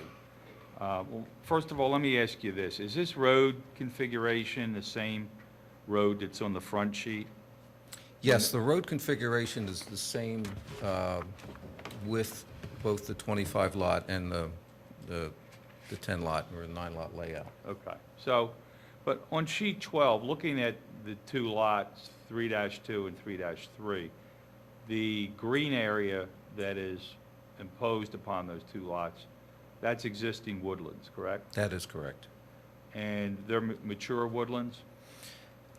We had done a partial tree survey a little while back. We have the trees located some portions of the site, but in general, yes, they are somewhat mature, yes, mature woodlands in 3-2 and 3-3. So there's going to be a fair amount of clearing of those two lots, correct? There would be, yes, a fair amount. I mean, lot 3-2, it's probably about 80% of the lot would have to be cleared in order to do what's proposed here, right? Generally, if you were to clear the whole lot, if you were clear with just within the building envelope, it's somewhat less than that. Okay, but building envelope, does that include sidewalks and swimming pools and, you know, is that all going to be in the building envelope on a lot of this size? Or are we just talking about the house itself? In The house itself, swimming pools by the ordinance are allowed within the building setback. Mr. Snyder asked you about taking 4 lots off of this area and dropping them down somewhere else, and I understand the layout concept that you engaged in, and I also understand that engineers normally pack as many little boxes on a piece of ground that they can. That's your normal development. I would say normal, and I would say if you call that a normal development, this is not a normal development. Oh, I recognize that, but because this has to go through, if this proceeds, a much more rigorous review during subdivision, is it your testimony that neither one of these two lots could be placed anywhere else on this property? I would say it would be difficult to relocate them. I understand 4 or 5 may be difficult, but I'm just looking at these two that would involve substantial grading. Is there any place that you can identify on here where you would look to move either one of those two lots? I mean, if you're looking in here, certainly there's an area between 3.8 and 3.7, but I think there was testimony before about, you know, view sheds, and one of the reasons here was to keep the areas between these couple lots open for views. So it's, I think a lot of thought would have to be put into elsewhere on the site where they could be located. But once you do, I mean, you haven't engineered a land development plan at this point. I know No, I you've done a haven't. lot of work, but you haven't I gone haven't. to that level of No, I have not gone to engineering that yet. level, correct. Okay, because that's going to involve, as you said, road grading Yes. and stormwater management and utility lines. Still a Correct. substantial There's- amount of work would have There's to still be a lot done. of work to be done. So if all of that would involve the moving of one or two of these lots in this area, after you do that engineering, is it fair to say you could find some other location on here to move those to? With a lot of thought and a lot of review and engineering and consultation with your client. Is that a possibility? There's a possibility. I can't say that there's, it's definite, but it's certainly something that could be looked at. But you can't identify tonight any specific location without more study? I would have to go into a lot more study. There was a lot of study to put in this in the first place. That's all I have for Mr. Furrow. Thank you. Mr. Edelson? Just briefly, Mr. Fiorello, I believe you did testify. Well, let's first of all call your attention to what's been marked MT26, which is the most recent exhibit. And you testified that view sheds obviously are extremely important, and I just want to make sure I understand. These homes that I'll refer to in Phase 3 at the top of the ridge, will you be able to view, I mean, I'm assuming the height, I guess, in Radnor Township for residential height restriction is 35 feet, I believe? I think it was mentioned earlier, it was 38. 38 feet, assuming they were built to maximum height allowable, these homes at the top of the ridge. Would you be able to view them from the corner of Darby and Paoli? Are you making reference to this plan with the 30, Yes. the 35 Yes. lots? Yeah. Again, it's the intent of the developer only to build these if the other land isn't bought. Oh, I'm sorry, I misled you. Would you then take a look at MT16, page 1? And then go back to the same area. And I'm specifically referring to those homes that are along the ridge there. Would you be Yes. able to view those from Darby, Paoli, Newtown, the corner of Darby, Paoli, Newtown? I think the township engineer made testimony earlier that they could be viewed. So that now we have Without- two engineers that verify that, okay. The other issue is that you did testify, again, with respect to view sheds, that was a major consideration in the number of different possibilities that you looked at for the location of lots when you were doing this plan. Yes. So it isn't really your testimony, this is the only plan that would work, it's just that this is the plan that you're recommending. This is the plan that's before the township, yes. I understand it's before the township. I'm talking about in your expert opinion, though, given the criteria that you utilized, which was a very strong importance to view shed. Yes. There are other alternatives that would provide view sheds. It's just that this is the one that you've recommended. This is the one I prepared for the client, yes. Okay. I have no further questions. Very good. Thank you. Mr. Toomey?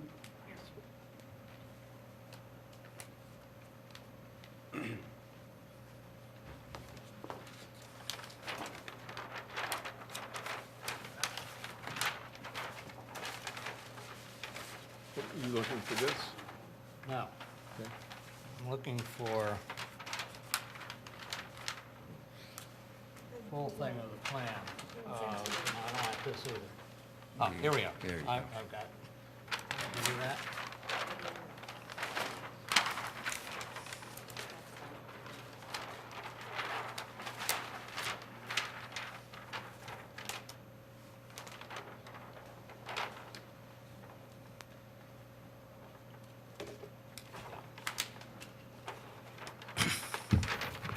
Mr. Fiorello, coming back to the same question, but just to remind you that we were asked by both Mr. Rice and Mr. Edelson, you took into account view sheds in trying to locate homes so that it would create greater value. Is that correct? That is correct. Looking at this, at sheet number 2, and I think this is exhibit 16? MT16. MT16, yes. Exhibit 2. And you were pointing, I believe, to these this area here as being homes you located because of the good view shed down into the creek down in this area. Yes, in that direction. That's what you say. When you, keeping in mind the importance of view sheds, were you aware that beginning in 1988 with the comprehensive plan, and then again in 1992 with respect to the open space plan, and most recently on October 15th, a comment from the Open Space Committee, it has been the position of the community that the view shed here on the rye field should be protected from being built upon? Were you aware of that? Yes, sir. Now, however, in fact, if we look at 3.2 through 3.7, they will be seen, and that view shed is not protected. Isn't that correct? I can't say that the view shed is not protected. I can say that the houses will be seen. It depends on what your definition of a protected view shed is. Right. So being able to see homes in what had previously been a pristine, unbuilt upon view shed would not, in your view, interfere with the township's priority for the last 25 years of protecting this area?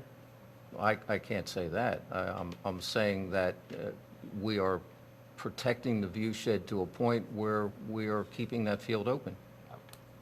And with respect to these homes, you said that you could not move them.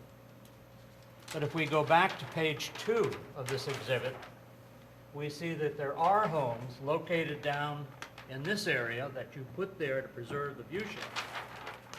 But coming back here, there are no homes here. What prevents you from moving these homes to the place where you have them shown on page 2 of this exhibit? You can answer that. I'm sorry if I've said something humorous. I asked you. No, Why didn't you ask me that? I'm not sure that question should be directed to me. And why is that? Those houses were placed there with working at the direction of my client to take advantage of the views through the site.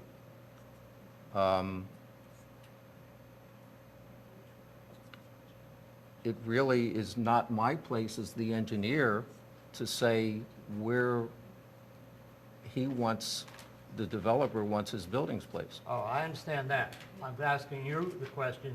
You said they could not be moved. I understand it might not be desirable to move them.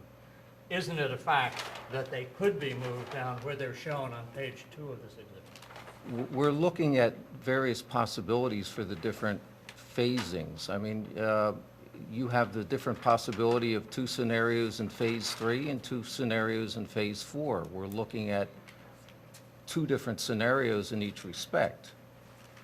So there is the possibility that part of phase 3 with the 9 lots would be built and part of phase 4 with the other lots would be built. So if the one other section was, if the, shall we say, the denser portion or the larger number of lots in phase 4 were to be built, the phase 3 homes that you're suggesting to be moved down there could not be moved because those houses would be there. And if they were not there already, you could move it. You physically could move it. Is that not correct? I know you don't want to. I know it's not your choice. It is not my choice question is if whether you, as an engineer, can pick it up and move them there. That's my question. You can't do it? Excuse me, Scott, I'm not asking you any questions. Mr. Fiorello? Physically, yes. Good. Thank you. Thank you, sir. Ms. Kreitler? Thank you. Ms. Morgan? Yes.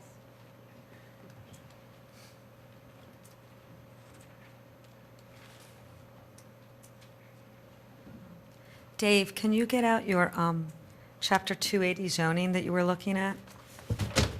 Yes, ma'am. Oh, hi. And can we go back to what you just talked about, 280 dash, I believe it was 95? 28095, Section A, paragraph parentheses 3? Yes, but can you go back to the overhead of 280-95 and what, I guess you would call this, in each of the sections, they have titles. Is that what you call them? Okay. So 280-95, the title is Site Considerations. And it then says, number A, every effort must be made in connection with each subdivision and development plan to avoid excessive earth moving, undue tree clearance, and destruction of natural features. The following are priority requirements. Again, then you talked about the priorities of how you picked your open space. But 280-95, I believe, is talking about the site considerations under density modification and how you approach the actual construction of the sites. If we could flip in your book as well to 280-91, and that title is called Common Open Space. And it too has a bunch of letters then. It goes from A, B, C, D, E, F, G. The number one, and I don't say that this is an order of preference, is about the 15% of the tract. Is there a question coming? Okay, here's sometime the soon? question. I believe that when you talked about 280-95, you were trying to say that it was how common open space was selected, but that is within the density modification of the site considerations on the clearance and how you approach the construction. It wasn't how common open space was selected. I disagree with you in that it's talking about site consideration in the planning and layout of the development, not the physical construction. Well, it does say how you approach it must be made in connection with each subdivision and development plan to avoid excessive earth moving, undue tree clearance, and destruction of natural features. The following are priority requirements. That sort of, and then it goes. And if you go down to number 3, it says the location of trees and other natural features must be given first consideration in the planning of common open space. It says planning common open space, location of dwellings, walks, paved areas, and finished grade levels. And I believe I followed this criteria in the development of these plans. So that you didn't destroy the trees. There's going to be a certain amount of some tree clearing. Some tree clearing really cannot be avoided. I understand that. And I'm just curious about exactly what the previous questioner said in terms of the location of the houses on the entire ridge and how they couldn't be shifted back here. I know you don't want to. We're not going to go. Okay. That's not been going asked there. and answered. We're not going over that again. The only other question that I have is, and I'm just forgetting because it's been going on so long, and I know you know this better than anybody.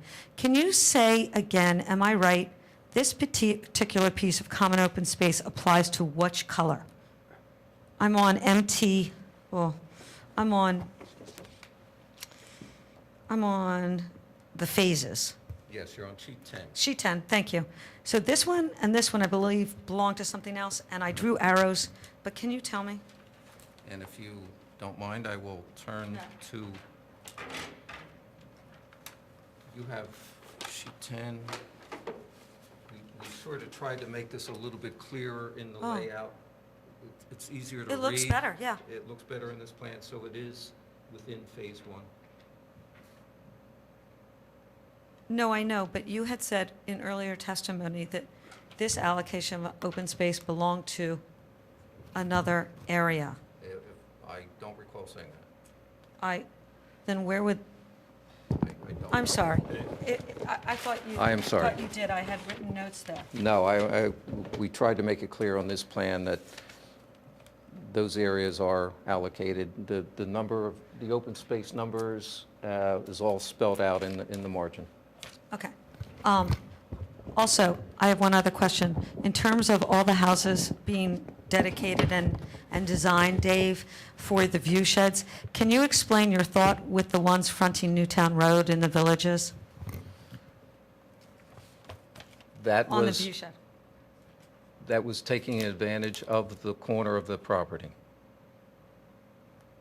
The corner view? It was taking into account the layout within that area, taking into account the open areas in the center of the property so that there would be development around the perimeter so that the views and everything would be in towards the center of the site.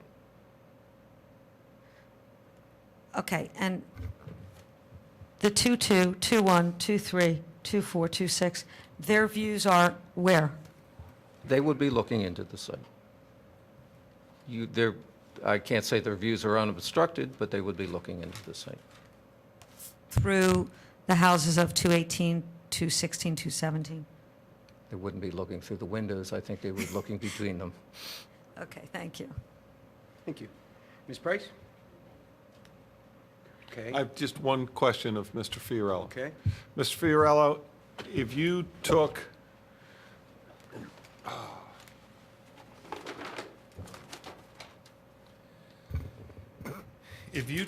and moved the units that are on the 8-lot part of Phase 3 down to the area where my fingers are by 413,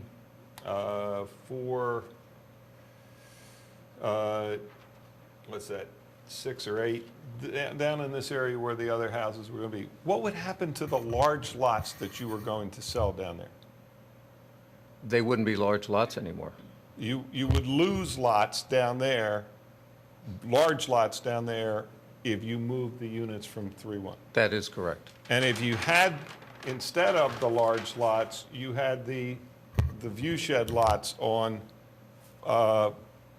in section 4, you wouldn't have the houses to be, the places to move the houses from section 3. That is correct. So one way or another, you're losing something in 4 if you try and take units from 3 and move them to 4. That is correct. Okay, thank you. Questions on that, Mr. Rice? Mr. Edelson? I have one redirect Of course. In theory, though, could you not flip, because we've called this your beachfront before, I'm not sure I agree with that, but if you're large, these are golf courses, because you have the golf course here, so you could flip them and flip large lots looking over the beachfront, correct? And beachfront and large lots seems to go really, really good for value. I don't think it would work in that area. So large lotted houses, instead of having maybe 9 or whatever is there, Well, you got to look 3? at you got to look at the resources that are right near there. If you're seeking to increase those lots in size, what are you incorporating in there? You Well- want to go 10 acres out, you're crossing the creek.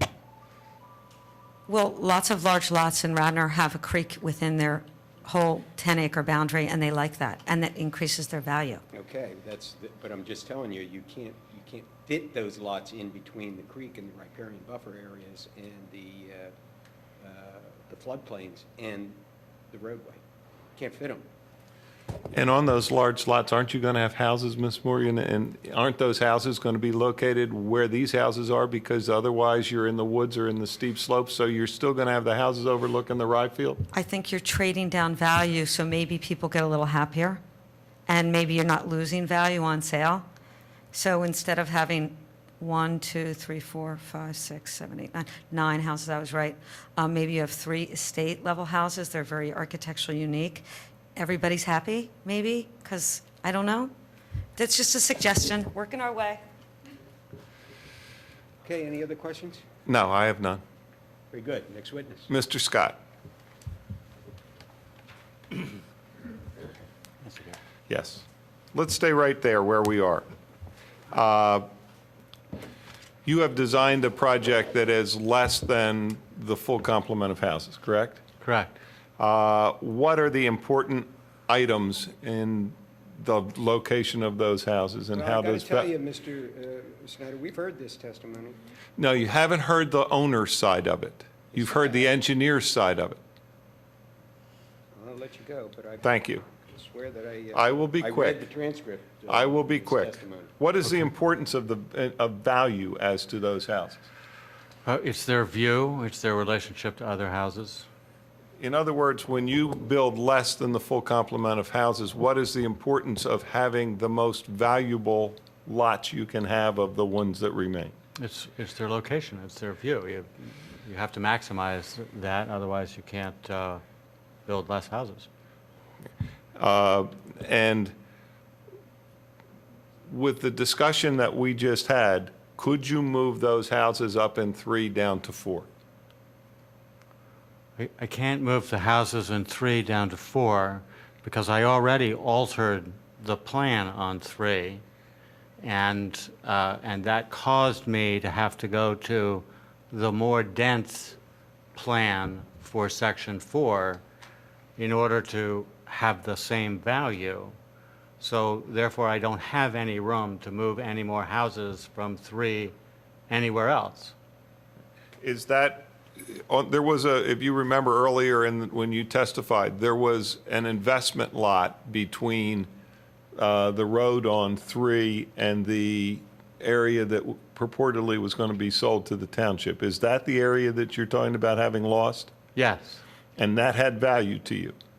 Yes, significant value. And that was a part of making an arrangement with the township for the purchase that you lost that? Yes. And so that value has already been lost in 3? Yes. And that then is another impairment on your ability to try and move those lots or lose those lots? Well, I can't. I already had to, we have 2 alternatives for Phase 4, and now we can't do this large lot alternative. We have to do the other alternative. So what you're saying is the alternative on the first page of MT16 for Phase 4 is no longer an option? Right. So you don't have that open area down there? Right.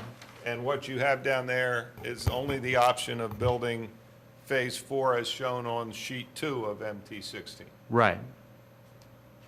And That's correct. And so the area that has been suggested that you move lots is no longer available to you? Even if it wasn't a problem losing the big lots?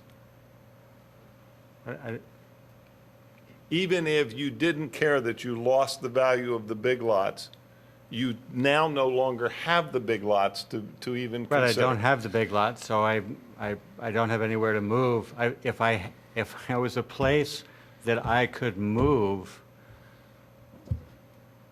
at least some of the lots in Phase 3, I would.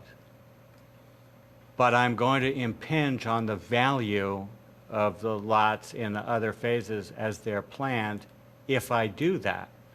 And it's the combined value of the lots that allows you to build this lesser number? Right. Just one clarification, because there was some testimony as to a lack of clarity to it. The open space areas on the plan, how are they supposed to be owned? They'll be owned either by a conservation organization or by the homeowners association. If you can't find a conservation trust to own any portion of those, some particular portion of the green areas, who would own it then? The homeowners association. Okay. Yeah. And lastly, if you had a condition that required you to move the lots that are shown on that plan as 3, 2, 3, 4, any of those, what would that require you to do vis-a-vis building that plan or building the alternative 25 lot plan? Well, if I can't build the 9-lot plan, then I have to build the 25-lot plan. It's my only choice, unless there can be more money to, create more open space. I have no other questions. Rice? Questions on that testimony? No questions on that testimony. Mr. Toomey? Ms. Morgan? I do have one question. Mr. Scott? Oh, Ms. Kreitler, I missed you. Oh. Ms. Kreitler, did you have questions? I'm sorry. No. Okay, thank you. I'm sorry, go ahead. In terms of the view shed, what, in your opinion, Mr. Scott, is the view of these houses? What is the features? What are the, let's say, top 3 features of their view? The top 3 features of their view? Yeah. Can you describe their view to me? It's the rye field, right? The rye field is one side, yeah. Okay. Or looking out here, the houses look at the rye field, correct? Until the trees grow tall enough that there'll be a 100-foot buffer, we learned from the engineer. But the rye field is their view, correct? It's not their only view.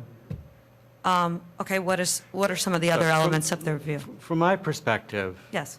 the plan looks the way it does because of the recognition that Newtown and Darby Paley Road have always had a view shed over that field, the rye field. And the limitation is how many dollars the township has to purchase so much of the rye field. And what's left, we have to figure out how to put houses in to, complete our task of getting fair market value for the property. So the houses are all designed with a southerly view, and so that would be the other side, away from the rye field. The rye field is to the north. Okay, but, right? So their kitchens and their great rooms would be facing the rye field, and their sort of living I room? really don't think that that's right. And the point is that they're designed with a southerly view. So the road is to the north and west, Right. right? The rye field is to the north and west. Their views are principally to the south and east. So they don't want to see the traffic on Darby Paley Road and Newtown Road. Okay. And the traffic on Newtown Road and Darby Paley Road doesn't want to see them. Right. So there's a mutual interest in having a buffer, and whether the planting it should be evergreen or whether it should be deciduous. But there have been planners who have visited the site on behalf of conservation organizations who have recognized that the view shed from Darby Paley Road and Newtown Road to lots 2 and 3 there at the west end of the cul-de-sac is a traditional Philadelphia view. So we agree with that. It's with a little planting, a little care with the design, it will be similar to some of the better views in along the main line.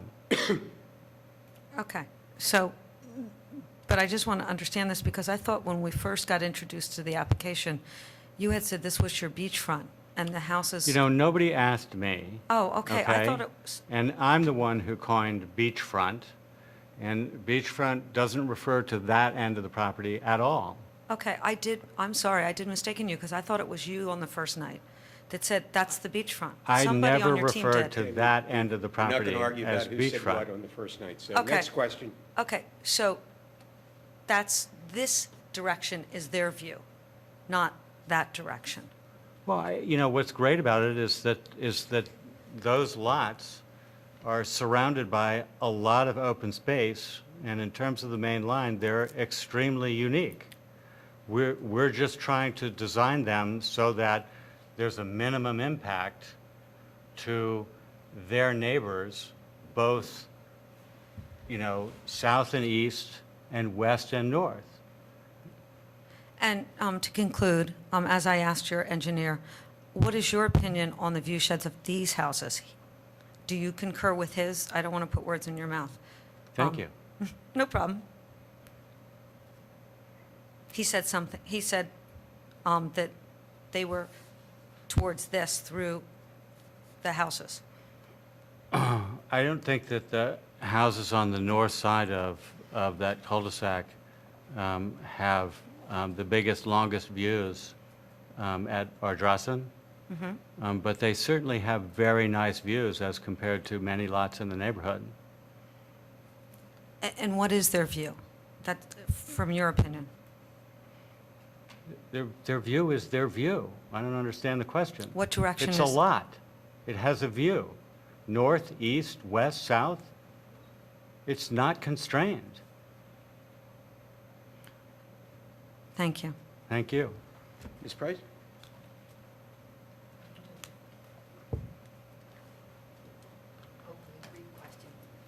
Mr. Scott, in one of the documents that we got, it says from the developer seller given to the appraiser. I'll show it to you. It's just a page that I gleaned, and it shows a number of properties. The house, I don't know if you can see it if I put it down. It looks like this is the corner where you have the village. I can't see it. Well, you'll have to come over here to look at it. Or I'll hand it down to you. The question I'm asking you is there are lots that are numbered, and they go up to about 142 in that one section. And my question to you is, have you laid out this property showing 142 lots? We've laid out this property a whole lot of different ways, but they're not part of this application. I'm just asking you, is there a copy of that full document showing, whatever it is, it's up to 142, maybe more? I don't really recognize this plan. It's only about, I don't know, it's just one, maybe 60 acres out of 300. Right, it's prepared So by I don't know. Mominy and Associates, is that correct? I see that it says that it was prepared for me. Okay. Thank you, that's it. I'd like to have this marked as an exhibit if I can. Can we identify it first? I mean, I'll give you a description of it, I Yeah. just Yeah. got it. I mean, I don't have any objection, but it's Let me see it, just, and we'll identify it for the record. Ms. Price, have we marked previous exhibits for you, do you recall? Yes. That big map, and that was a P1, right? Yeah. All right, we'll mark as P2 what is an excerpt, apparently, of parcels A, B, C, and E, lands of the Ardrossan Farm, dated January 24th, 2007. I'd like you to also include in that description the block at the bottom corner that describes what that is. Yield plan density modification option. Is that what you mean? Yes. Yield plan density modification option. All right, I'll receive it. I don't know what relevance it has, quite frankly, Ms. Price, but I'll receive it. I think I can solve that with one question of the witness in rebuttal. And then we'll go into Sir rebuttal. That's fine. Okay. Were you hired by the trust to investigate the various ways to develop this property so that the trust knew their options in trying to sell it? Yes. Thank you. Okay, any questions on that? No, sir. Ms. Morgan? No, thank you. Ms. Price? Ms. Crichton? Very good. Mr. Boll, if we could approach a second, I think we might be able to get Wheeler done in 15 minutes or 10 minutes, if you would let us approach you and talk We can about it. approach, see what we can do. Sure. Oh, sorry. Yield density?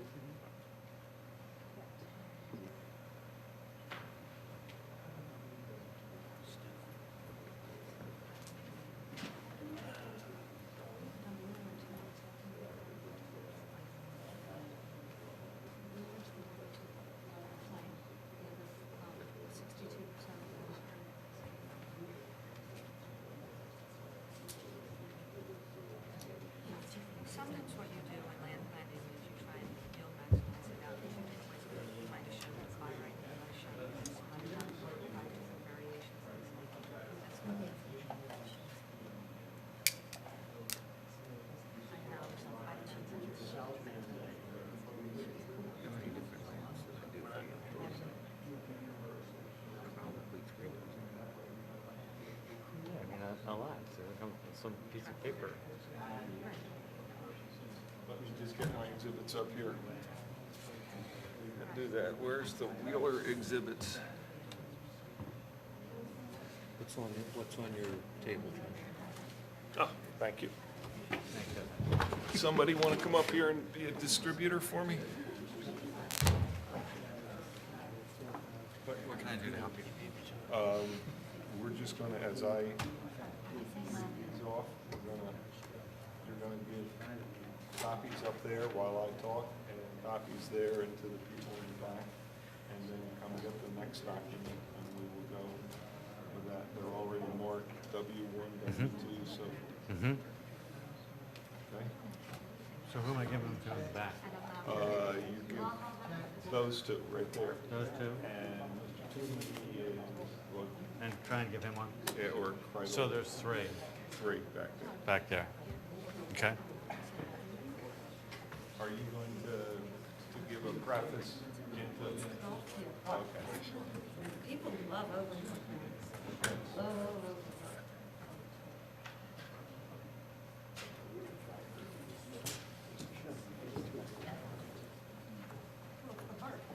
That's absolutely the heart, right here. Would you like golf?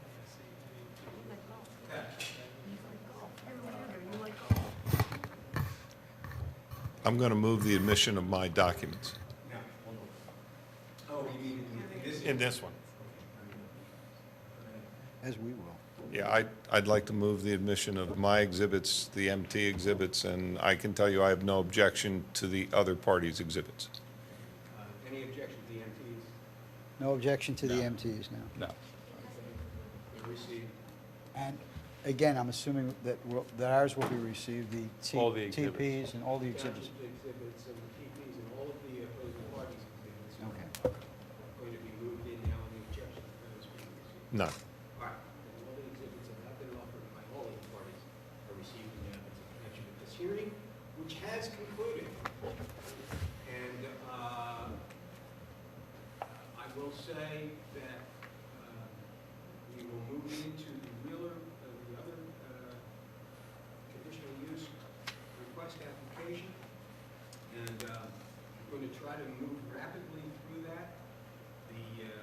Mr. Snyder is going to make offers of proof as to what his witnesses would say and what reports he would mark and receive, as will the township and more the taxpayers, if anything.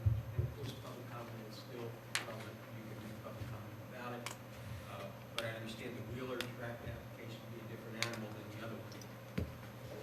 So I understand the Wheeler tract application to be a different animal than the other one, and we're going to proceed to allow Mr. Snyder to expedite the hearing in that fashion. Go ahead, sir.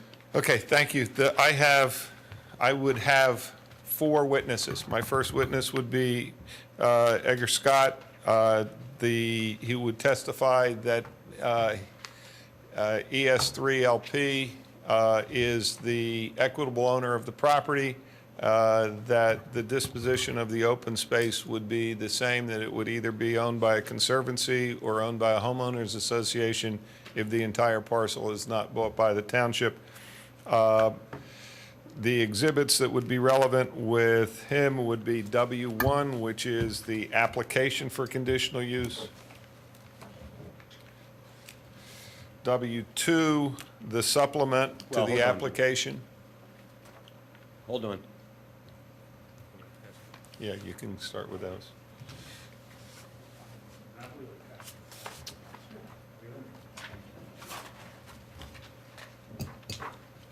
Thank you. W2 is the supplemental application dated, W1 is dated August 5th. Yeah, yeah. Dated August 5th, 2013. And Yeah. W2, the amendment, or the application modification is dated August 29th, 2013. Go ahead, sir. W3 would be the redacted copy of the agreement of sale, showing that that parcel is included in the agreement of sale, dated July 31, 2013, for this property. Very good. And Then my next witness would be David Fiorello.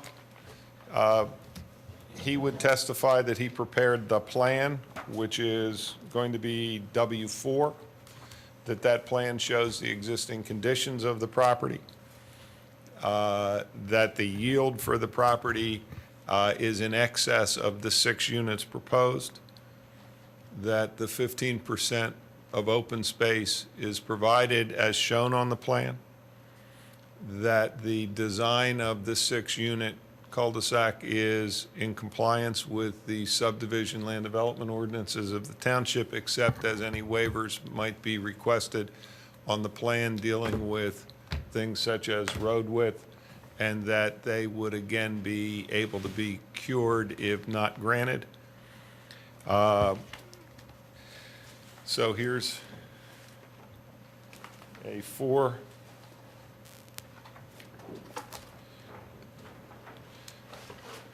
Thank you, and for purposes of identification, A4 is a conditional use plan prepared by Not all of them. Momini and Associates, Inc., M-E-N-E-E, dated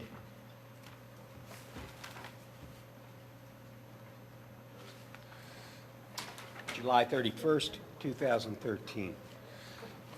And that he would testify that A5 is a list of the existing building on the property? W5.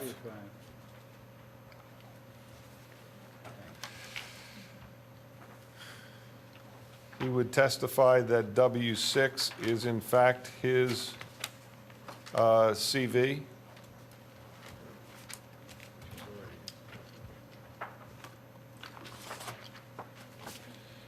Wasn't modified from the other hearing. It wasn't modified. So it's the same. Yes. He would testify that he prepared W7, the sanitary sewer feasibility study that was submitted with the application. Yep. And that he prepared W8, which is the stormwater management feasibility study for the Wheeler property. All right, let me hold you up 1 second. Sure.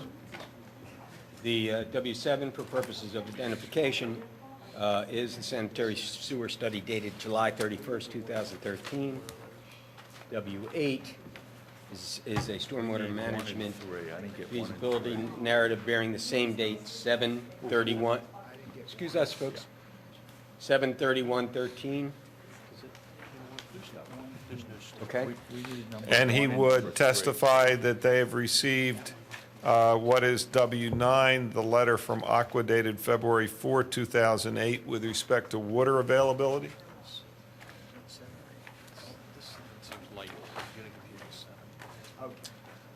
Thank you.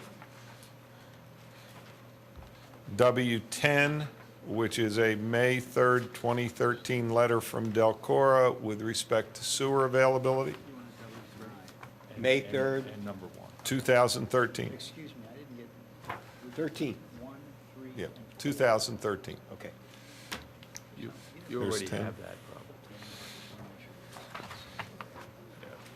That they received the May 24, 2013 letter from the Radnor Haverford Marple Sewer Authority with respect to availability of sewer service.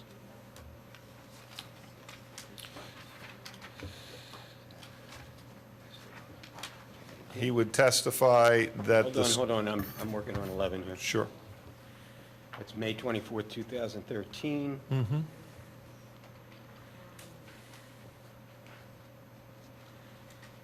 Letter from RHM Sewer Authority.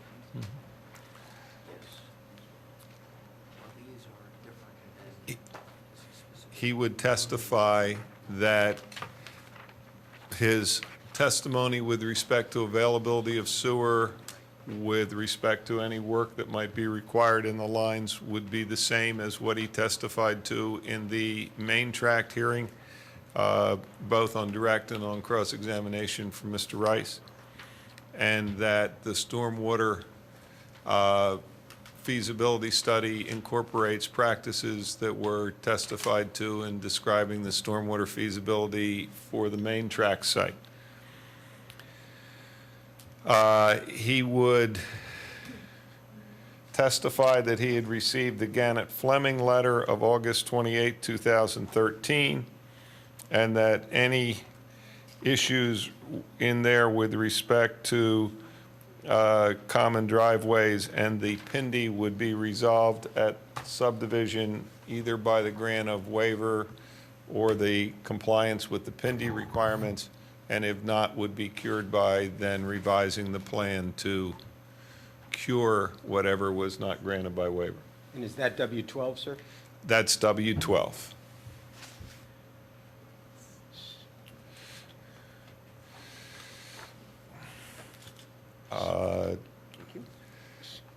Excuse me, John?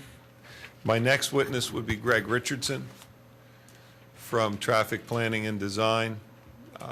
And with respect to him, we would incorporate the Wheeler Field traffic study that was admitted as MT, and that one I don't have the number for. The Wheeler traffic study was submitted in that. I think I have it. It was 20. What are you saying? MT 20. It was 20 for the west parcel unit. Yes, and that his CV would be the same as submitted as probably MT 18, I'm guessing, something in that regard. Do you have that list, John? His CV? Hold on. I'm still working on MT-20. Okay, I got it. Greg Richardson? Yeah. His CV, that was, Good yeah. guess. Thank you, MT 18. And that the traffic generated by the 6 units would be de minimis given the, with its effect on the roads and any level of service on the roads. And then my other witness would be Eric Hetzel.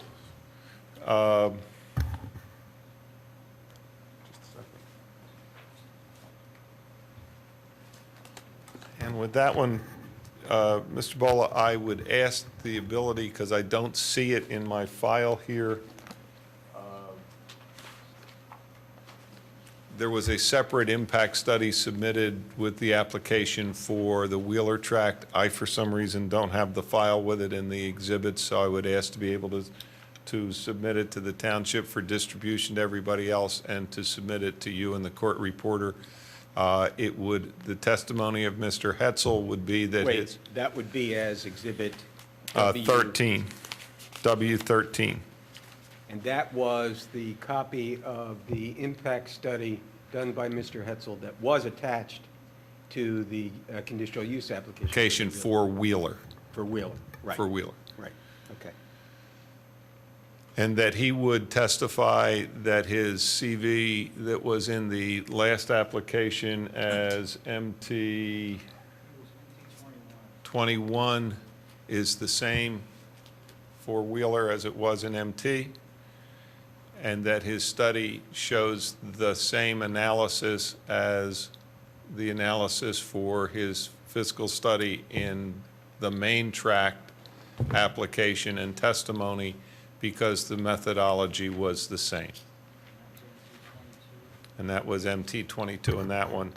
And with that, I would then have rested my case for the sake of the Wheeler tract conditional use application. All right, let me just find MT 22.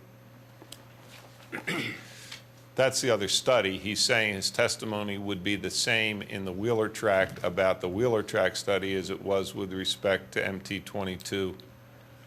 Right, I understand. I just wanted to locate it. And what you need is MT 21, which is his CV. Right, which I had. Yep. Okay.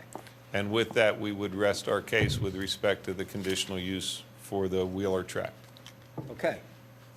Does the township have an offer of proof? Just one item. Actually, it looks like, Or comments on the offers of proof from Mr. Stein? No, no comments. I mean, many of these documents were filed with the application. In terms of putting additional information into the record, Mr. Bola, Mr. Snyder just marked the Gannett Fleming review letter dated August 28th, 2013 of the Wheeler Field, so you have that already. He marked it as W-12. The only other document I would mark as part of this is the Gilmore and Associates review letter of the traffic conditions. It's a relatively short 3-page document. It's dated August 27th, 2013.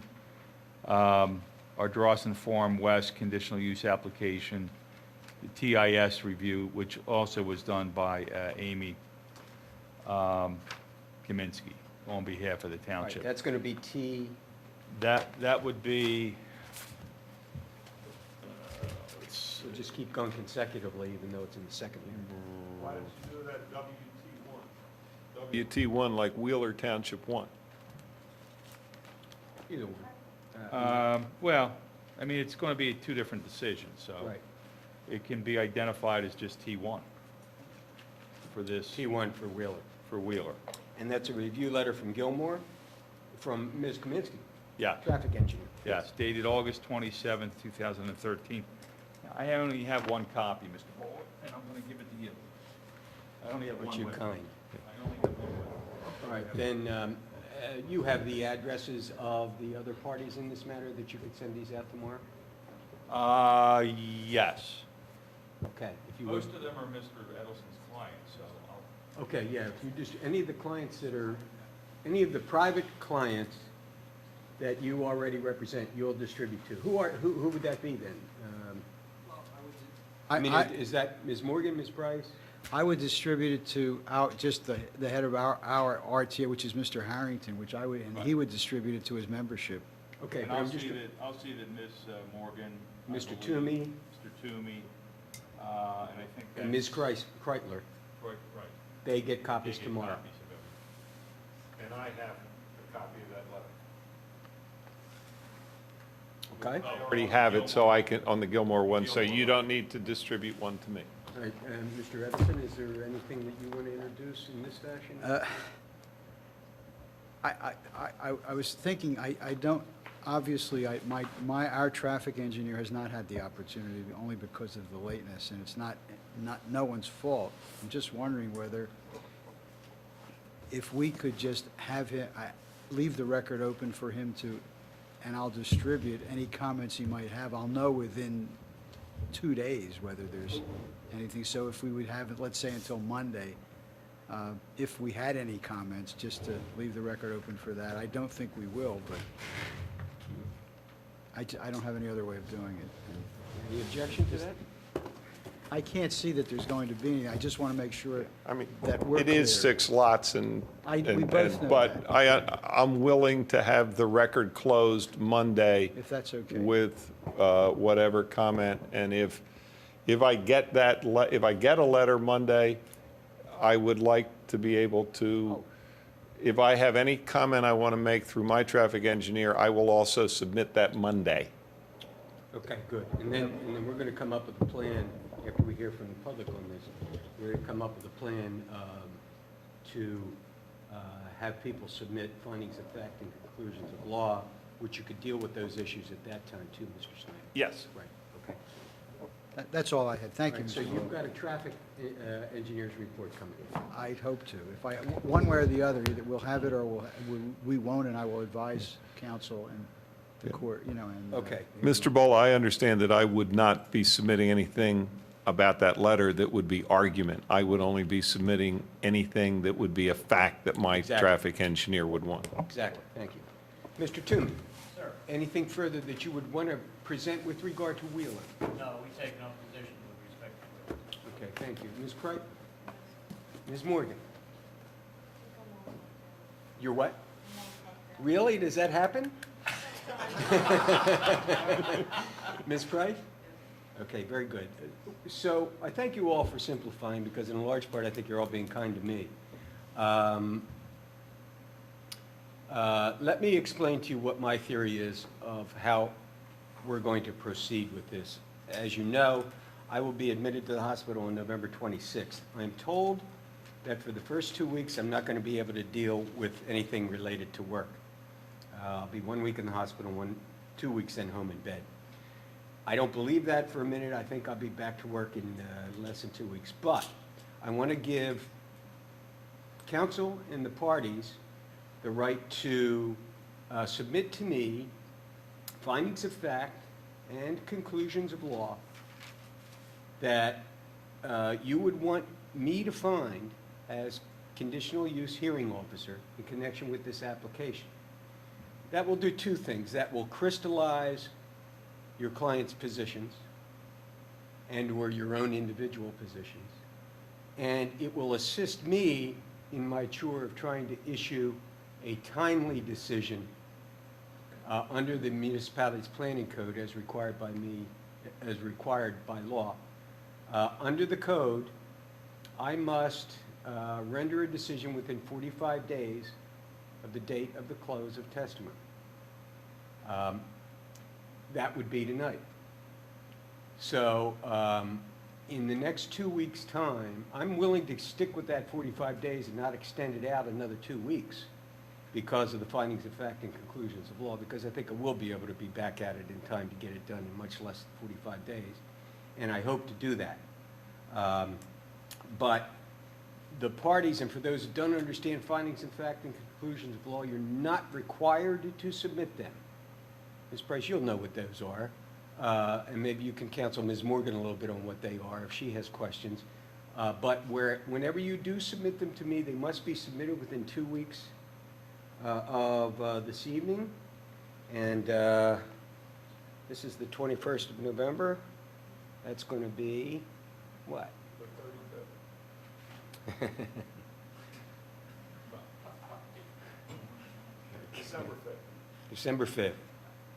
So by December 5th, findings of fact and conclusions of law. My recommendation, particularly to council, is if you've got them meaty and well thought out so that they can be entered by me as my findings and conclusions, that will save me time and you folks time in terms of getting the decision out. Mr. Ball, with this, Yeah. on the record, closing of the record, we talked about Monday. Monday would be the closing. Oh, I'm sorry. Monday I would be was the talking about closing of the tonight. record. right. Yes, I'm sorry. It will Thank be you. Monday. Well, that was the closing of the record on Wheeler. We already closed the record on the main track. That's fair. Well, I don't want two different deadline dates to deal with. You're going to have to go out 45 from Wheeler closing. I'm going to have them by the 1st because I'm away. Okay, So that's fine. So we're going to go out, we will close the record on both of these hearings on Monday, the 25th. That meaning then that the 2 weeks out from that will be Nobody has an objection. December 9th, right. The record closes Monday.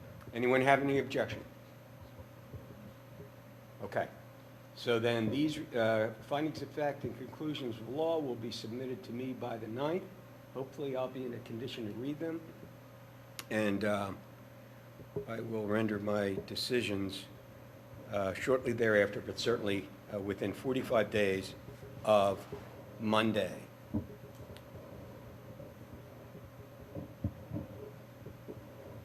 The 25th. Okay. Excuse me, just portraying my long ago career as a lawyer. I knew you were a lawyer, Mr. Toomey. I could tell from the way you testified. I'm inactive now. Good for you. But in any event, we obviously won't get a transcript. You're not going to be asking us to get citations to the record. Oh, absolutely not. No, no, no. The findings of fact and conclusions, if you don't have the records, if you don't have the transcripts in timely fashion, will be based upon your recollection of the testimony at the hearing. The transcripts have been out within days. Yeah, they have been out very, very quickly, but I understand maybe in your case, this isn't your job to review those quickly, so no, I would accept your findings and conclusions based upon your notes and your recollections. Thank you very much. Very good. And same with any of the other parties. Okay, any questions? Any questions about procedure? Well, Thank you all for the opportunity to serve this township. I will do as good a job as I can with the decisions I intend to render. And it's been a great introduction to Radnor Township, which I told you I've been familiar with for many years because of my high school and college career. I was a meter reader for PICO in Delco, and so I was through many of your older houses that are here, not the new ones. So it's a pleasure to be back in Radnor Township. Mr. Bowl, on behalf of all the parties, our thoughts are with you. Thank you. Very much appreciated. Thank you.